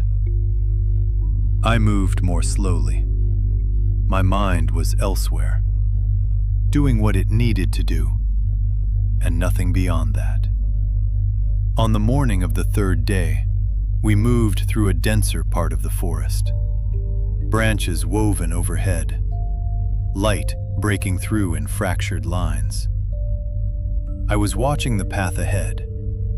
Lyra stopped. I took 2 more steps before I noticed the absence beside me. Then I turned. She was completely still, both ears forward, focused. I heard nothing, saw nothing. Then, she moved. Fast, precise, gone between the trees. I stayed on the path, alone. I waited. Then, movement returning through the trees. Heavier. She stepped out, smiling. Liam, tonight, I'm cooking something from my clan for you. A wide, effortless smile. Across her shoulders, a goat. Large, with a single emerald horn catching the fractured light. Emerald horn goat, she said. They don't usually come this close to the road. That's a little strange. She set it down, already working. Fast, clean, precise. What makes them wander this close? She continued. They usually stay deeper in the mountain. Her hands never stopped moving. Merchant guilds pay well for this horn, especially one this clean. She lifted it slightly. The green caught the light. The hide's less valuable, but still worth something. Enough for a few good meals in the next town. She continued, separating, wrapping. Nothing wasted. I have a pack for this, she said. Thin but strong. A quick glance at me. You'll carry it. I said nothing. She smiled again. I'll make something good tonight. I watched her work. Not disgust, not horror. Something quieter. Something that settled. The goat had been alive an hour ago. Now, it was parts. Meat, skin, something to continue us. Clean, purposeful, without cruelty. Some things must die so that others can survive. The thought didn't arrive. It was already there. Not Corin. Corin's death had no conversion, no outcome, no continuation. The goat's death made sense. Corin's didn't. I stood there, looking at my hands. Lyra looked up, said nothing, went back to her work. That was right. She understood it. Ready? She asked. Yes. We moved. We made camp on the fourth night, where the road widened against a flat face of white rock. Sheltered, hidden from most angles. Lyra chose it in 30 seconds. She disappeared briefly into the trees, came back with leaves, small roots, something that looked like bark. She didn't hesitate, didn't test, didn't question. You just take whatever you find? I asked. She glanced at me, smiled. I know what I'm doing, she said. My clan taught me. She built the fire small, deliberate, controlled. Then she worked, cutting the meat into clean portions, rubbing crushed herbs into it, firm, precise. The smell came first, before the fire fully caught. Warm, deep, something layered, rich in a way that didn't belong to this place. She turned the meat over the flame, fat dripping, hissing, edges darkening, not burned, caramelized. "You'll like this," she said. "Trust me." I didn't answer, but I stayed. She handed it to me, still hot. I took a bite. Soft. It didn't resist. It gave. Then the taste. Layered. Smoky, but not just from the fire. Something deeper. Salt. A faint sweetness. Then heat. Slow. Spreading. The herbs were unfamiliar, but the balance wasn't. It made sense, like something I should recognize, but didn't. Lyra watched me, trying not to smile. "Well?" she asked. "It's good." She grinned. "I told you." We ate. In silence. Not empty. Not heavy. Just quiet. For a moment, the world didn't feel like something I had to survive. Just something I was in. Lyra cleaned her blade. Routine. Efficient. Then lay down and was asleep within minutes. I stayed where I was. The fire settled into embers. Breathing. I opened the journal. I drew the horn first. Tried to capture the color. Failed. Drew the shape instead. Then her hands. The way they moved. No hesitation. Then I stopped. The embers pulsed. Once. Twice. And Noah arrived. No announcement. No permission. Just there. The cliff. Wind. Pine. Wet stone. His voice. Calm. Almost normal. "I really am sorry." His hand on my shoulder. The push. Weight. Gone. I had fallen once and landed here. And I had been surviving this place so completely, the first fall had almost started to feel like it belonged to someone else. It didn't. Noah chose himself. Alice chose the city. Edrin chose an arrangement. And Corin chose nothing. He just sat beside me, shared bread, tied knots, tight enough to last, and gave them to someone who had no claim on his kindness at all. The bracelet pressed against my wrist, still strong.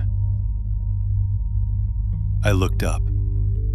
2 moons, Arden and Aaliyah. One pale, one warm. On Earth, there had only ever been one. "I keep arriving too late," I said quietly. "Or staying too long. I haven't worked out which one yet." The moons said nothing. I closed the journal. Did not sleep. The darkness shifted. Slowly. Not light, just less dark. Lyra's ears moved in her sleep. Something distant, not worth waking for. Even asleep, she was still reading the world. I thought about Phaelwyn, where she was, if she was already following. I thought about this world, Glyth, its roads, its cities, its mountains. The map formed behind my eyes, places I hadn't reached, hadn't survived. I was still alive. That didn't feel guaranteed. Dawn came slowly, cold first, then lighter, then the white stone catching it and giving it back, quietly, glowing.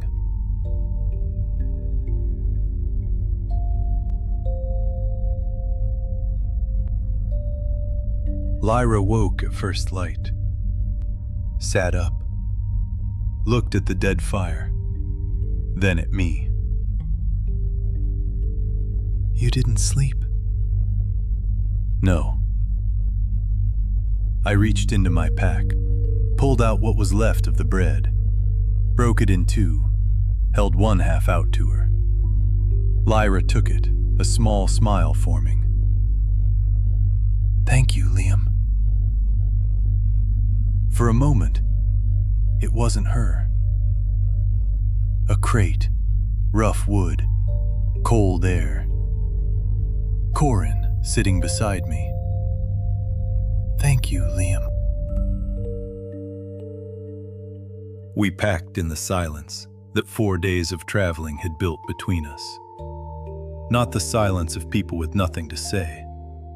The silence of people who had learned which things were worth saying and which things could just exist.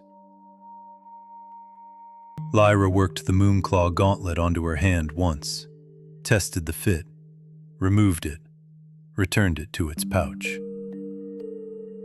She checked the emerald horn's wrapping, rolled her shoulders. I pulled the jacket tighter. The tunic underneath had settled into something comfortable over the weeks. The right weight, the right length. But the jacket stayed. It would keep staying. I hadn't examined why, and I didn't intend to. We were ready to move. When I looked back down the road, the dust. Multiple sources, evenly spaced, moving with the particular pattern of people who know exactly where they're going and aren't discussing the route. Not travelers. I called Lyra quietly and told her to look at the dust. She was already looking. Both ears fully forward, locked on something below that her eyes were only just reaching. Her posture changed. Everything unnecessary removed.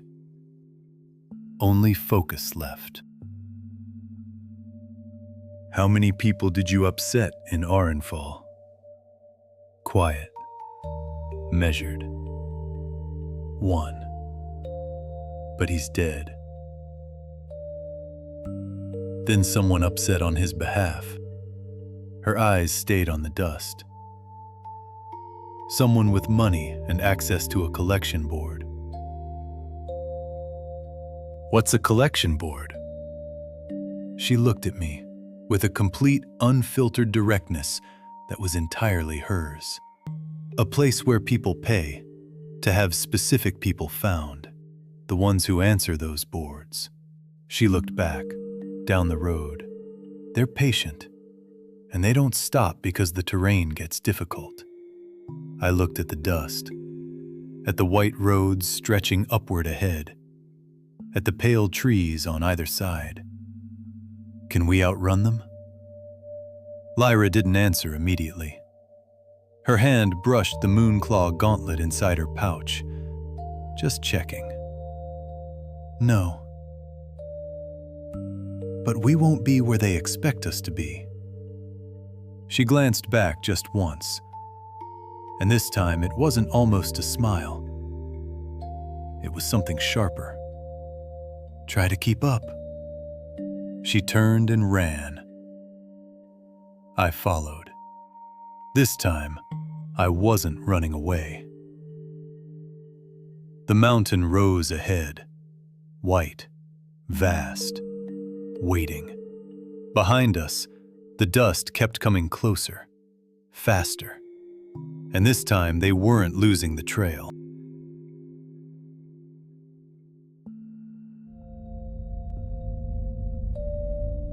Lyra was ahead of me. Not far, but far enough that I could see how differently she moved. She didn't pound the road the way I did. She read it. Every step placed with an instinct so fast, it looked effortless. Like the road was telling her something, and she was simply agreeing with it in real time. I was not doing that. My lungs burned. My legs found a rhythm eventually, but it cost me. My mind, typically the one part of me that performs reliably under pressure, kept trying to analyze instead of just move.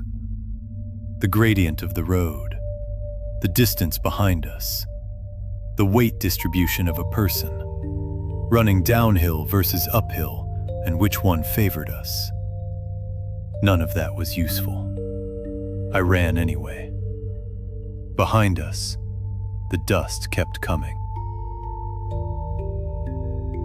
The bounty hunters were professionals. I understood this within the first few minutes of being chased by them. Not because they were fast. They weren't faster than Lyra. And they weren't faster than me once I stopped thinking about running and simply did it. But because of how they moved as a unit. Coordinated. Spaced deliberately. No wasted energy. No shouting. No dramatic pursuit. Just steady. Patient. Organized pressure from behind. The kind of pressure that doesn't need to be fast, because it trusts that eventually you'll make a mistake. Lyra glanced back once. I watched her read the distance, the spacing, the terrain between us and them. All of it processed in approximately 2 seconds. Then she faced forward and told me, without slowing, that there was a split in the road ahead. 3 paths. They would have to divide, or choose. How far? I asked, already breathing harder than I wanted to admit. Far enough, she said. Keep moving. So I kept moving.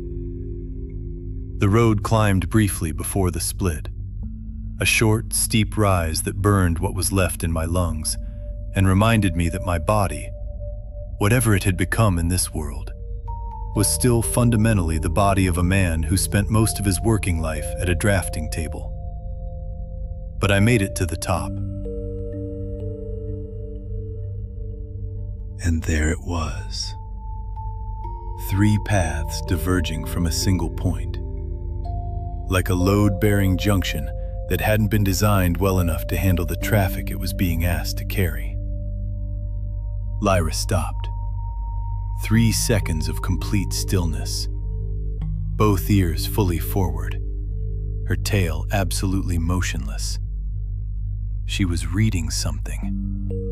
The terrain, the sound, the angles, with a precision I couldn't access and didn't try to replicate. Then she looked at me.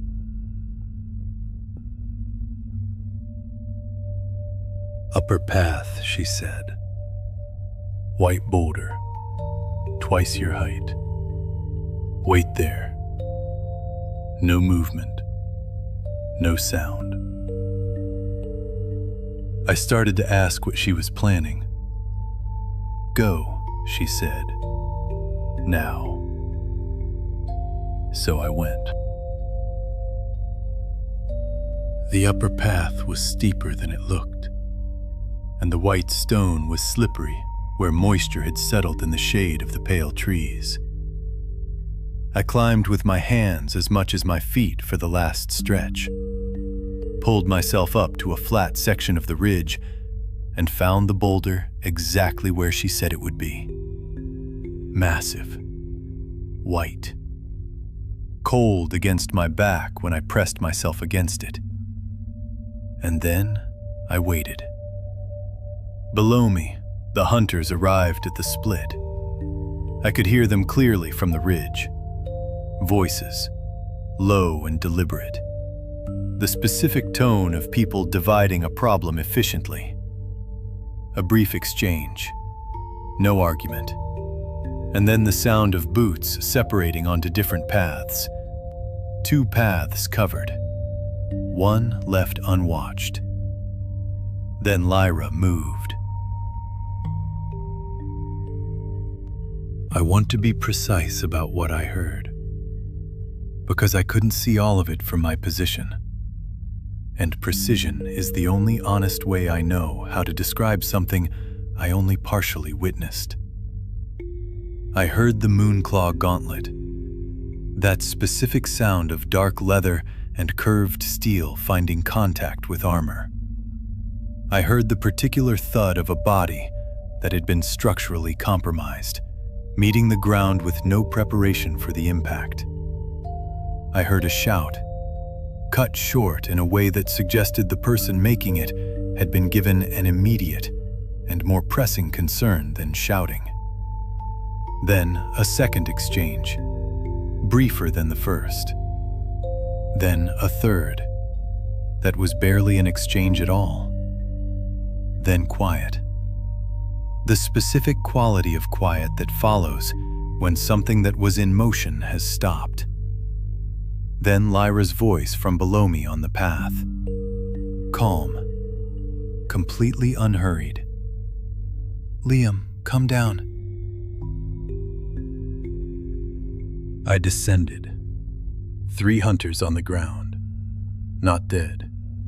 She had been precise about that too, in the way she was precise about everything that mattered.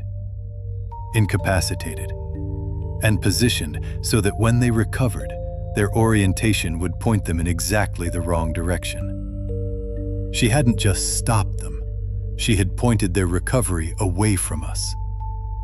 She was checking the Moonclaw blades when I reached her, running her fingers along each curved point with the same methodical calm she brought to any task that needed doing correctly. Her breathing had already returned to normal. I looked at the 3 men on the ground, then at her. Then I told her I thought she had planned that at the split. "I planned it when I saw the dust," she said, without looking up from the blades. The split just confirmed it. I stood there for a moment longer than was strictly necessary. There is a particular kind of understanding that arrives not from reasoning, but from witnessing. I had registered Lyra's competence from the beginning. The way she moved, the hunter's gear, the efficiency of everything she did. I had filed it accurately, as information. But there is a difference between knowing something and watching it demonstrated at full scale. She was not a person who needed protecting. She was a person who had decided I was worth traveling with. Those were not the same thing. And the distance between them, the specific distance between those 2 ideas, was something I found myself standing in for a moment, measuring quietly, before I told her we should move. She agreed, already walking.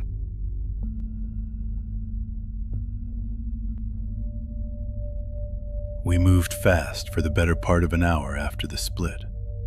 Not running, but the kind of deliberate pace that covers ground without announcing itself. Lyra chose the path, and I followed. She had left one of them conscious. I understood that without asking, because the positioning made it clear. One awake, disoriented, facing the wrong direction. And by the time he was useful to whoever had sent them, we would already be gone. It was not just a tactic, It was a message. We were here. We are no longer here. Reconsider.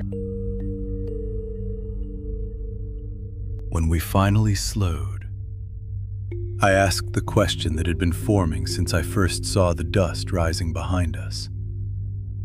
I asked who would file a collection board that soon after someone leaves a city. And Lyra answered without hesitation, telling me it would be someone organized, someone who had been watching before I left, her attention still moving across the terrain around us as we walked. The answer settled somewhere colder than I expected. I asked if she meant someone in Orenfall, and she told me that collection boards were not filed by angry people, explaining that angry people act immediately, while organized people prepare, and that whoever had filed this one had a name, a description, and coin ready before I reached the city gates. I thought about what I had done there, about what had changed, and I told her that I had redesigned a storage facility, that I had reduced the cost of a transit post, and even as I said it, I could hear how small it sounded. She glanced at me briefly and told me it did not sound like something worth a collection fee. No, I agreed. It didn't. We walked in silence after that. Not empty silence. The thinking kind. The kind where two people work on the same problem from different directions and agree, without saying it, to leave it that way for now. Whatever I had disrupted in Orenfall was not the transit post. That had only been where it showed. The structure itself, whatever it was, whoever it belonged to, was somewhere underneath, invisible, load-bearing, and apparently worth paying to protect. I didn't understand it yet, but I kept it.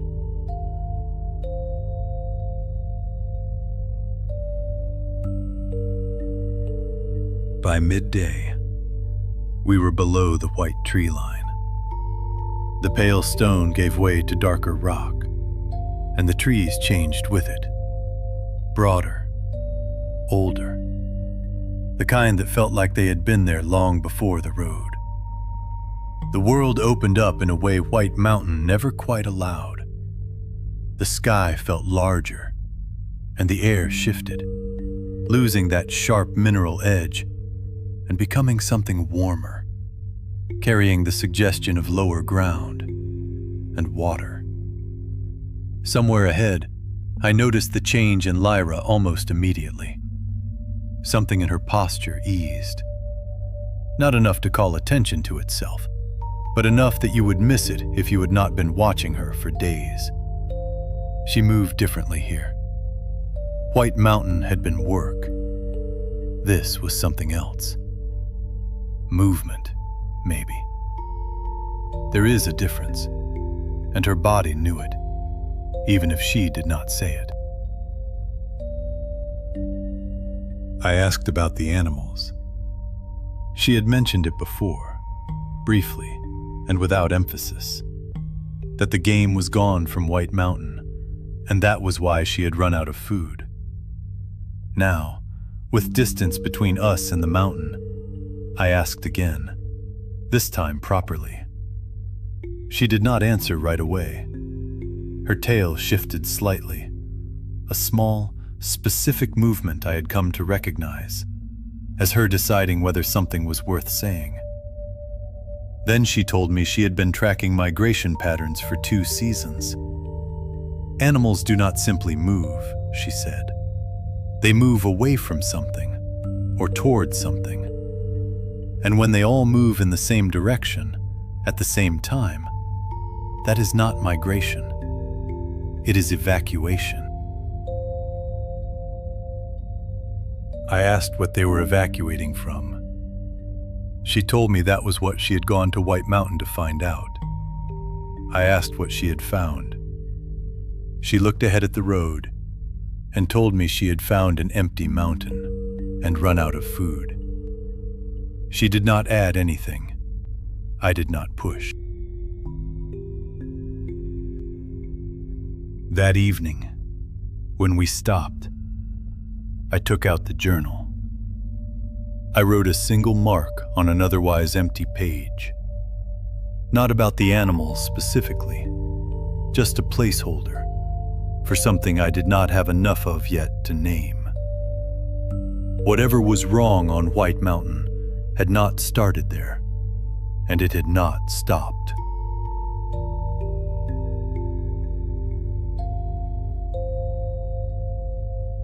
Several days passed. I will not pretend I remember each of them with equal clarity, because that would not be honest. What I remember is the cumulative effect. What 12 days of road between a white mountain and a lake city does to two people traveling together, when the immediate threat has passed and there is nothing left to do but walk and exist. I started sleeping again. Not well, not deeply, but some, which was more than I had managed since Orenfall. I noticed it the way I noticed structural changes, by what was different. Before Lyra, sleep had been something my body attempted, and my mind refused. Now it arrived, thin and incomplete, but present. I did not examine that too closely. Her ears moved even in sleep. I had noticed that on White Mountain. Something at the far edge of her hearing would arrive, get assessed, get dismissed, and she would settle again, without fully waking. Even unconscious, she was still working. It should have been unsettling. Somehow, it wasn't. I drew more in the journal during those days. Landscapes now, not just structures. The terrain changing as White Mountain receded behind us, the road widening, the first signs of lower altitude, different birds, different plants, the air warming degree by degree as we descended. Once, without deciding to, I drew Lyra from behind, her cloak, her tail, her ears angled towards something in the trees that I couldn't hear. I looked at the sketch for a moment longer than I intended to. Then I turned the page. She caught me sketching once and looked over my shoulder without asking permission, which was entirely consistent with everything I had learned about her, and studied what I was drawing, which was a map of the road we had already traveled. You draw the roads we've already walked, she observed. I told her it was so I knew where I had been. I just remember, she said. And when I asked what she did if she forgot, she looked at me with the expression of someone confronting a question they found genuinely puzzling. I don't forget roads, she said. The complete, uncomplicated certainty of it settled the matter entirely. The merchant cart happened a few days after White Mountain. A man stood beside it. Axle cracked under a poorly balanced load. Looking at the damage with the particular frustration of someone who knows something is wrong, but has no framework for fixing it. He explained the situation. I listened. Then I looked at the cart for approximately 30 seconds. And then I fixed it. I redistributed the load, built a temporary brace from timber already in the cart bed, and got the wheel functional enough to reach the next village. My hands moved without instruction. They saw what needed to be done and did it. The merchant reached for his coin purse immediately. Before I could respond, Lyra told him the price. She said it with the same direct certainty she applied to everything else, and accepted the payment on my behalf, as if the matter had already been settled. I looked at the crown marks in my hand as we walked away, and told her she hadn't needed to do that. "You worked," she said simply. "Work gets paid." The particular directness with which she said it made further argument feel structurally unsound. She smiled at me then, that brief, warm, private one that appeared without announcement and disappeared just as quickly. I noticed that I had started to look for those moments. I did not decide what to do with that, so I filed it and kept walking. One evening, she showed me which plants along the road could be eaten. She crouched beside them, patient in the way of someone who understands that information, given correctly, stays given. I sketched each one in the journal, adding small, precise notes beside them. She watched for a while. "Strange way to learn," she said. I told her it was the only way I knew how. She considered that. Then she told me the drawings were good, accurate. From her, I understood that to be the highest form of praise available. Then she went back to what she had been doing. Later that night, after she was asleep, I opened the journal again. I looked at the page beside the plant sketches for a long time. Then I turned back to the map of the road we had already walked. Then forward again, to the empty page with the mark. I closed the journal and watched Arden move slowly across the sky. Aaliyah had yet to appear. I didn't follow the thought. I let it stay where it was. Sleep arrived before I decided what to do with it.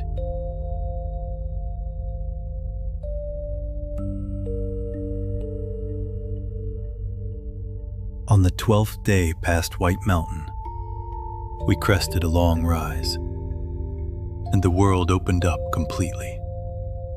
The lake. I didn't have a name for it yet.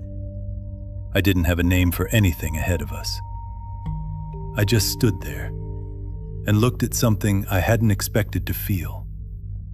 Small, not diminished, just appropriately scaled against something genuinely vast. The water stretched further than I could resolve into certainty. The far shore existed as a suggestion, a darker line where sky met something solid, too distant to read clearly. The surface caught the late afternoon light and held it, as if the lake had decided not to return it just yet. And along the near shore, a city. Lyra stopped beside me and looked at it for a moment. "Langervenn," she said. The words settled into the landscape and made it make sense. Built partly on land, partly on platforms extending over the water itself. Multiple districts visible even from this distance. Docks extending into the lake like fingers. Market terraces stepping down toward the water. Buildings 4 and 5 stories tall. Significant in this world, in this context. It was not the largest city I had ever seen. I came from a world of towers that scraped clouds and cities of millions. But in Glyth, after Sylvain Forest and Oakhaven and Orenfall, Langervenn was the first place that felt genuinely substantial. Like a city that knew what it was. like a city that had been here long enough to stop proving it. I stood there a little longer and felt something I hadn't anticipated. Not wonder, not excitement, not relief. Something quieter. The kind of feeling that arrives when you see a structure that is better built than you feared and larger than you expected, and you understand that it will ask something of you, and you are not entirely certain you are ready to give it. I asked if she had been here before, and she told me once, 2 years ago, and that it had been smaller then. Trade cities always grow, she said, until they can't, and then they find a way to grow anyway. She said it with the complete equanimity of someone who had watched this particular dynamic play out more than once and made her peace with living inside it. Then we started down. Lyra mentioned the guilds as we walked. 3 major ones: adventurers, merchants, blacksmiths. She told me she was still registered with the adventurers. I remembered her mentioning it before. She seemed mildly surprised that I had. I told her I remembered things that might matter. She smiled. That one, then faced forward.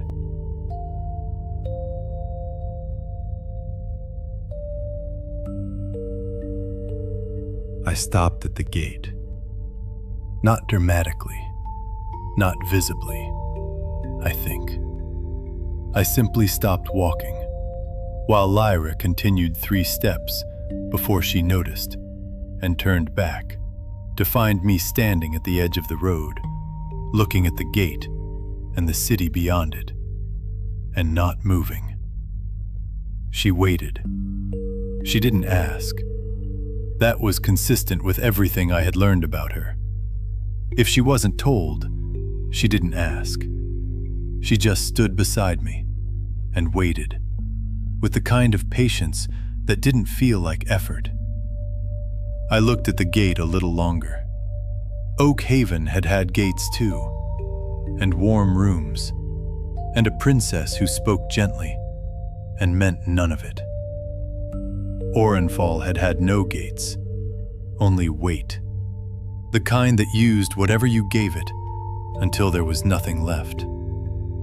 Every city had cost me something, and now I was standing at the entrance to another one. My body had learned that faster than my mind had, so it stopped.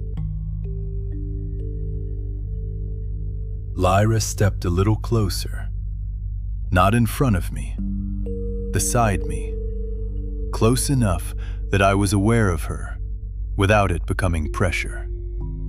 She told me Langervenn was a trade city, that places like this couldn't afford to close themselves off, because everything here depended on people arriving, leaving, and choosing to come back. She didn't try to convince me. She just said it. Then she told me, "Whatever you decide, Liam, I'm with you. Not pushing, not waiting, just there." I looked at the gate one more time. Then I walked through it. The guard noticed me immediately. I had learned to recognize that kind of attention. The professional assessment of something that didn't fit. My jacket, my jeans, my boots. None of it belonged to a category he could name, and that alone was enough. The guard asked the standard questions. Before I could answer, Lyra stepped forward. She told him we were travelers passing through, that my name was Liam, that I was a builder, that we would stay 3 weeks, maybe a month. She handed him her guild registration. without being asked. He checked it, looked at her, then at me again, then wrote something down and waved us through. Once we were inside, I told her she had approximated again.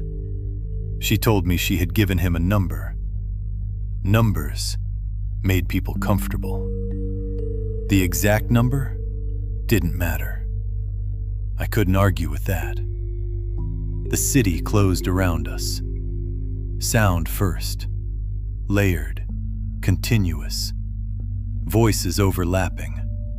Some I understood, some I didn't.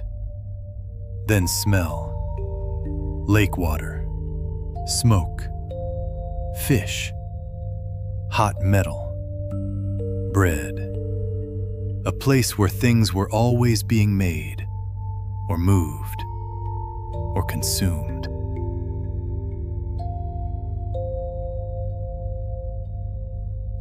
Then movement, dense, purposeful. People who knew where they were going and didn't slow down for anything that didn't. I moved slowly, reading. Lyra moved like water. And then I saw the building, set slightly apart from the flow of the street, larger than the others, but not trying to be. A wooden sign above the entrance, worn smooth by time. People moving in and out with a specific kind of posture, practical, unimpressed.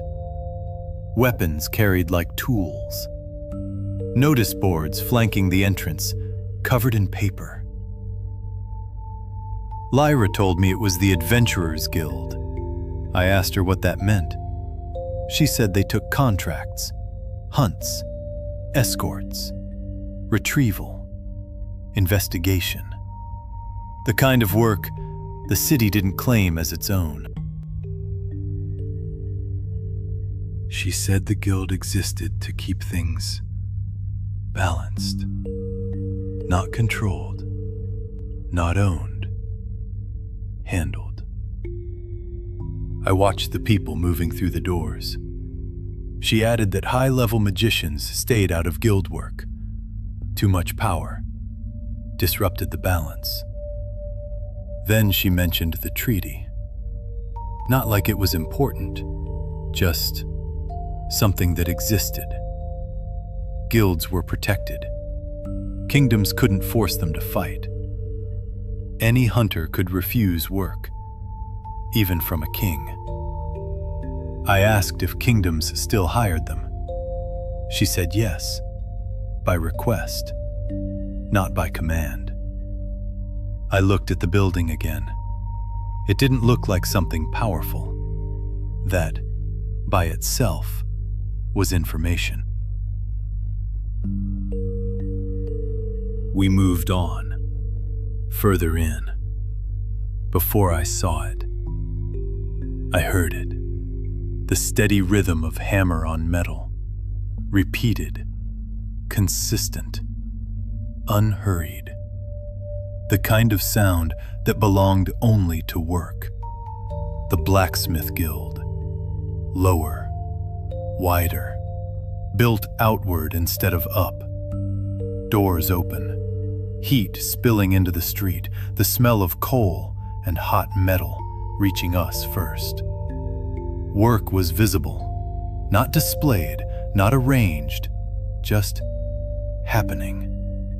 Lyra told me they handled production, tools, weapons, materials, the things everything else depended on, whether people noticed or not.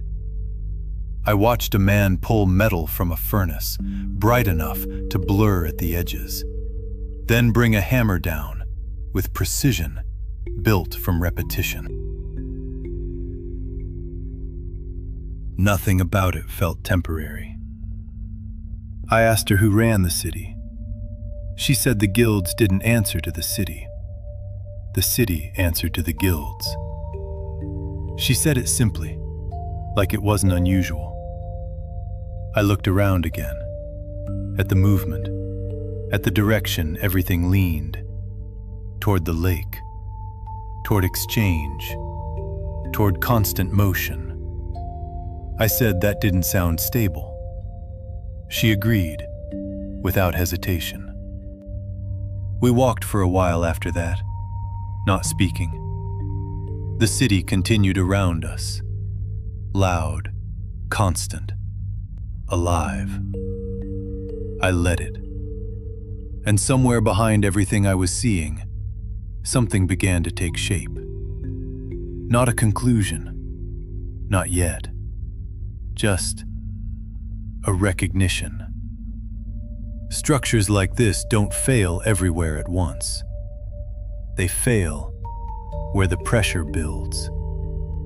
And in a city like this, that pressure had to be somewhere. I didn't know where yet, but I would. I always learned the city.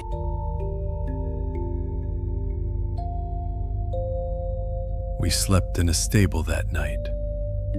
Small, enough for 2 horses. That was enough. The next morning, Lyra went to the merchant guild to sell the emerald horn. I went with her. Not because she needed me there, she made that clear. In the direct way she had of stating things that were simply true. She had done this kind of transaction many times. My presence was optional. I went because I wanted to see how it worked, how value moved through this world's formal channels, how a curved green horn became Ron's, and then became time. The Merchant Guild's interior was exactly what its exterior had suggested. Orderly, deliberate, built for volume. Long counters, ledgers open at multiple stations, guild members in formal coats, moving with practiced efficiency. Everything reduced to its essential steps, nothing wasted. The merchant who received us looked at the wrapped horn, the way people look at something they recognize immediately and don't want to show it. He unwrapped it carefully, turned it in the light. The green shifted, as it had in the forest, when Lyra first held it up. Then he set it down and named a price, lower than it should have been. Lyra didn't move, didn't shift, didn't react. She let him finish. Then, 6 rons. The merchant tried. The market is soft. Delays in verification. A flaw near the base. Technically true, functionally irrelevant. Lyra didn't argue, didn't explain. 6 rons. There was a pause. Then he nodded, wrote something in his ledger, and went to retrieve the payment. The rons were thinner than I expected. Thin sheets, dense, slightly flexible. When I held one, there was something there. Not sound, not exactly, more like the memory of it. A faint resonance I couldn't quite place. The merchant told us the guild's magician had already verified them. Ether resonance confirmed. Sovereign stamp current. Outside. Lyra counted them. Separated 3 from 3, with the efficiency of someone who had already done the calculation. Then held out my half. I looked at the 3 rons in her hand. The horn was yours. You hunted it, processed it, carried it down the mountain. Lyra answered, "You kept me alive long enough to hunt it. No meal, no horn, no rons, no conversation." I cut in. That's not how the math works. Lyra didn't hesitate. That's exactly how it works. Then she put the 3 rons in my hand and walked toward the record office. I stood there for a moment, looking at them. 3 thin sheets, stamped, resonant, worth 300 crown marks between them. The first real money I had held in this world. I put them carefully into my jacket pocket, the inside one, the one from Earth that still closed properly. Then, I followed her.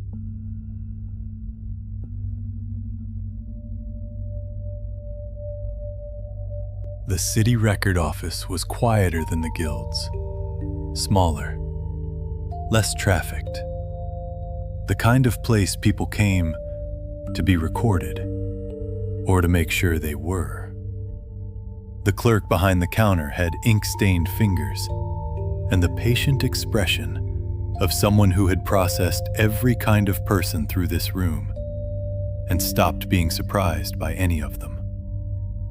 He looked up when we entered, looked at me a moment longer than necessary, then asked what we needed. Lyra answered. He needs to register as a traveler, builder's trade, passing through, looking for work. She said it smoothly, the way she said things that were mostly true. The clerk asked where I was from. I told him, the South. That was the answer Lyra and I had agreed on. Walking here. Vague enough. Specific enough. He wrote it down, without pressing further, asked my trade. Builder. Structural work. He wrote that too. Then produced a registration card. Thin. Not Ron's material, but close. Stamped with the city's seal. He told me it would complicate any collection filed against me in Langervenn. That registered travelers couldn't simply be acted on without notice. That there were steps. Time. I asked, how much? He answered, 3 days, sometimes more. 3 days. Not immunity, not safety, just time. I paid the fee in crown marks, took the card, put it in the same pocket as the Rons. Outside, I told Lyra it wasn't much. Lyra answered, 3 days is more than you had this morning. Then added, 3 days is usually enough to change the situation entirely, one way or another. I wasn't entirely comforted by that, but I understood what she meant. The inn sat in the Middle District. Not cheap, not expensive. The kind of place that had been hosting travelers long enough to stop asking questions. 2 rooms. Lyra paid hers without discussion. I paid mine with crown marks, what remained after the registration fee, supplemented by the small jobs that had accumulated over 12 days of road. It was enough. Before we went up, Lyra stopped in the corridor, told me she would go to the Adventurers Guild in the morning, report her registration, sell the goatskin. She said I could come, or not. Either way, she would be back by midday. I told her I would come. She nodded, started up the stairs, then stopped, looked back, and said, "Whatever you're being careful about, I'm not going to ask." She said it simply. In her clan, A person's reasons were their own, until they chose to share them. She had no intention of changing that. I looked at her for a moment. Then I told her, "Thank you for the mountain, for the road, for all of it." She held my gaze, then answered, "You stopped for me first. I just returned it." Then she went upstairs. I stood in the corridor a moment longer. The city moved beyond the walls. Someone arguing in the common room. A harbor bell from the lake. I went up to my room. Small, clean. The window looked between two buildings, toward the lake. Silver in the moonlight. Arden's reflection, broken by slow water. I sat on the edge of the bed, looked at it for a while. Then I opened the journal. I didn't draw, didn't map, didn't measure. I wrote one line. "I think I might survive this world." I closed the journal, lay back, closed my eyes. The harbor bell rang once more, distant, unhurried. And somewhere between that sound and the next, sleep came, quietly, like it had just been waiting.